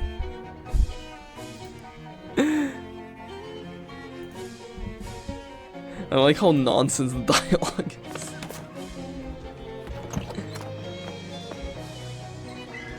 Oh yeah, do I have anything I can pacify the professor with here?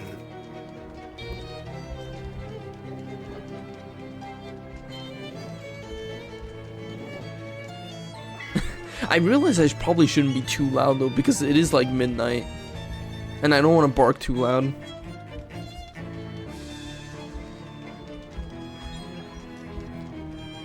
Speaking of, I should probably finish soon, but I kind of want to finish the Kalos quest first. Okay, no clues here.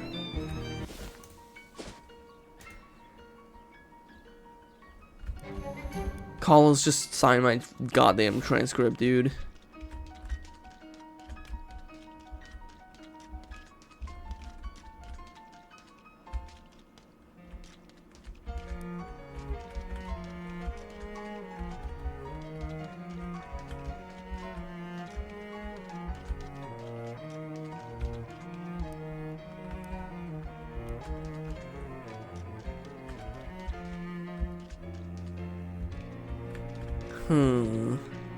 Fighting him seems to be my only option. Let me check real quick.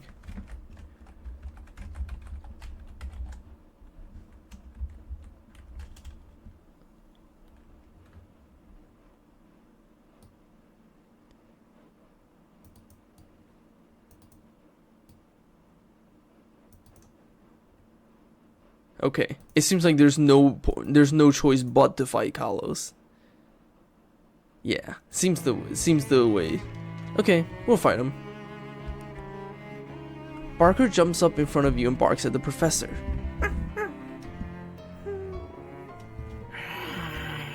The professor swipes at Barker, knocking him back. Barker yelps and whimpers, but quickly returns to defend you, growling angrily at his former master. Oh, hi, mob guy. Thanks. Yeah, it looks like what's left of Agamemnon Kalos. He's completely lost it.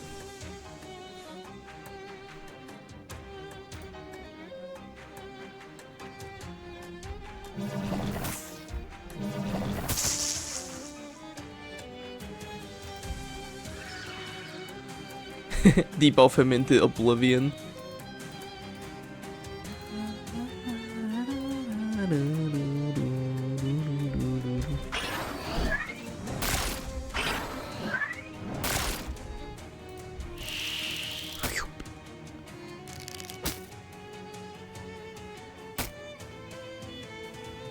Oh, Barker, Petal Chomp. Bite for 5 damage, or Primordial Howl reduces all foes' mysticality. I gotta be honest, I love Barker's little mouth thing. I really like his little mouth thing.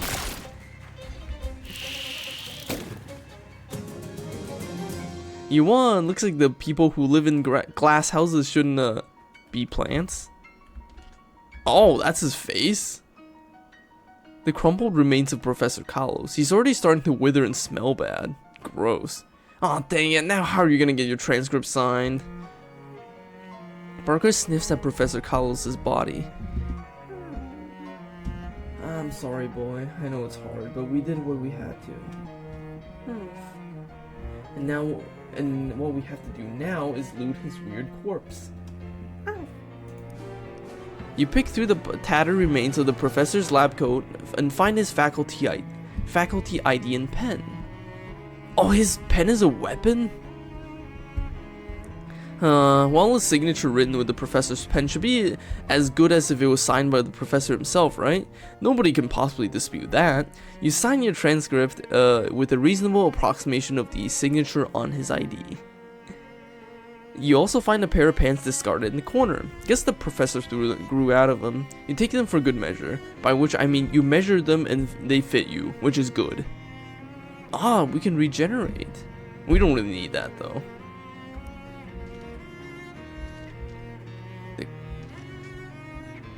I like how he actually has a face like this. And we also have a bunch of farmable plants here.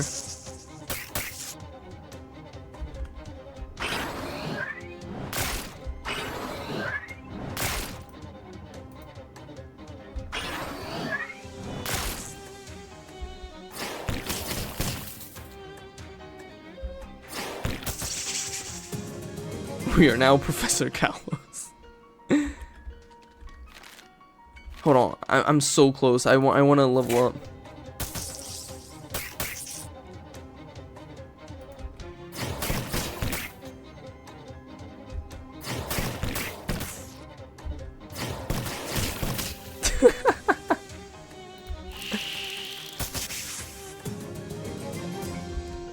You know, I actually kind of want to level up that skill now, since it's actually useful. Where is it? Stilton Splatter. Hit 2 additional targets. You memorize the messiest recipes the book has to offer. Speaking of messy, you carelessly drop the book into a nearby pile of trash. Now I should be able to use that skill a lot more easily.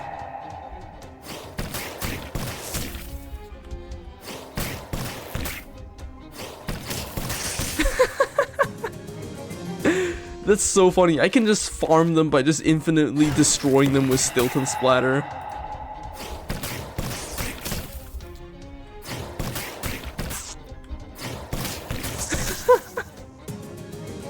Oh my god, that's so funny. And I get 20 EXP every time I do this.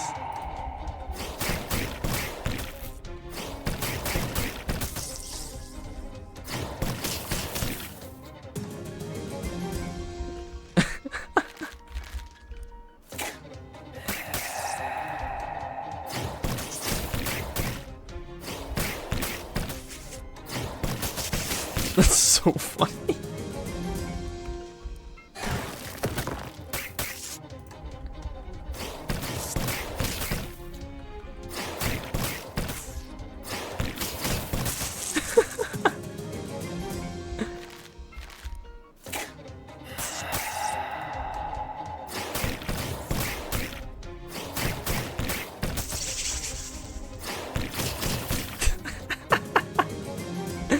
This is very entertaining.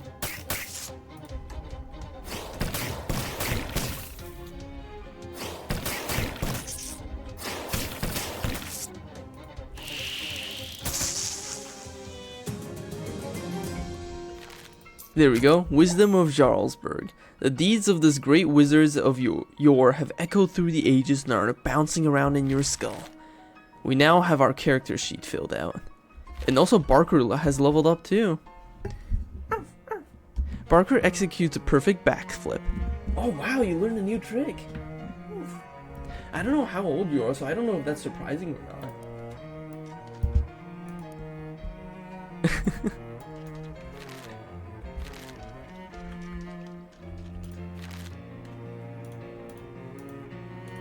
Hell yeah, our stats are good.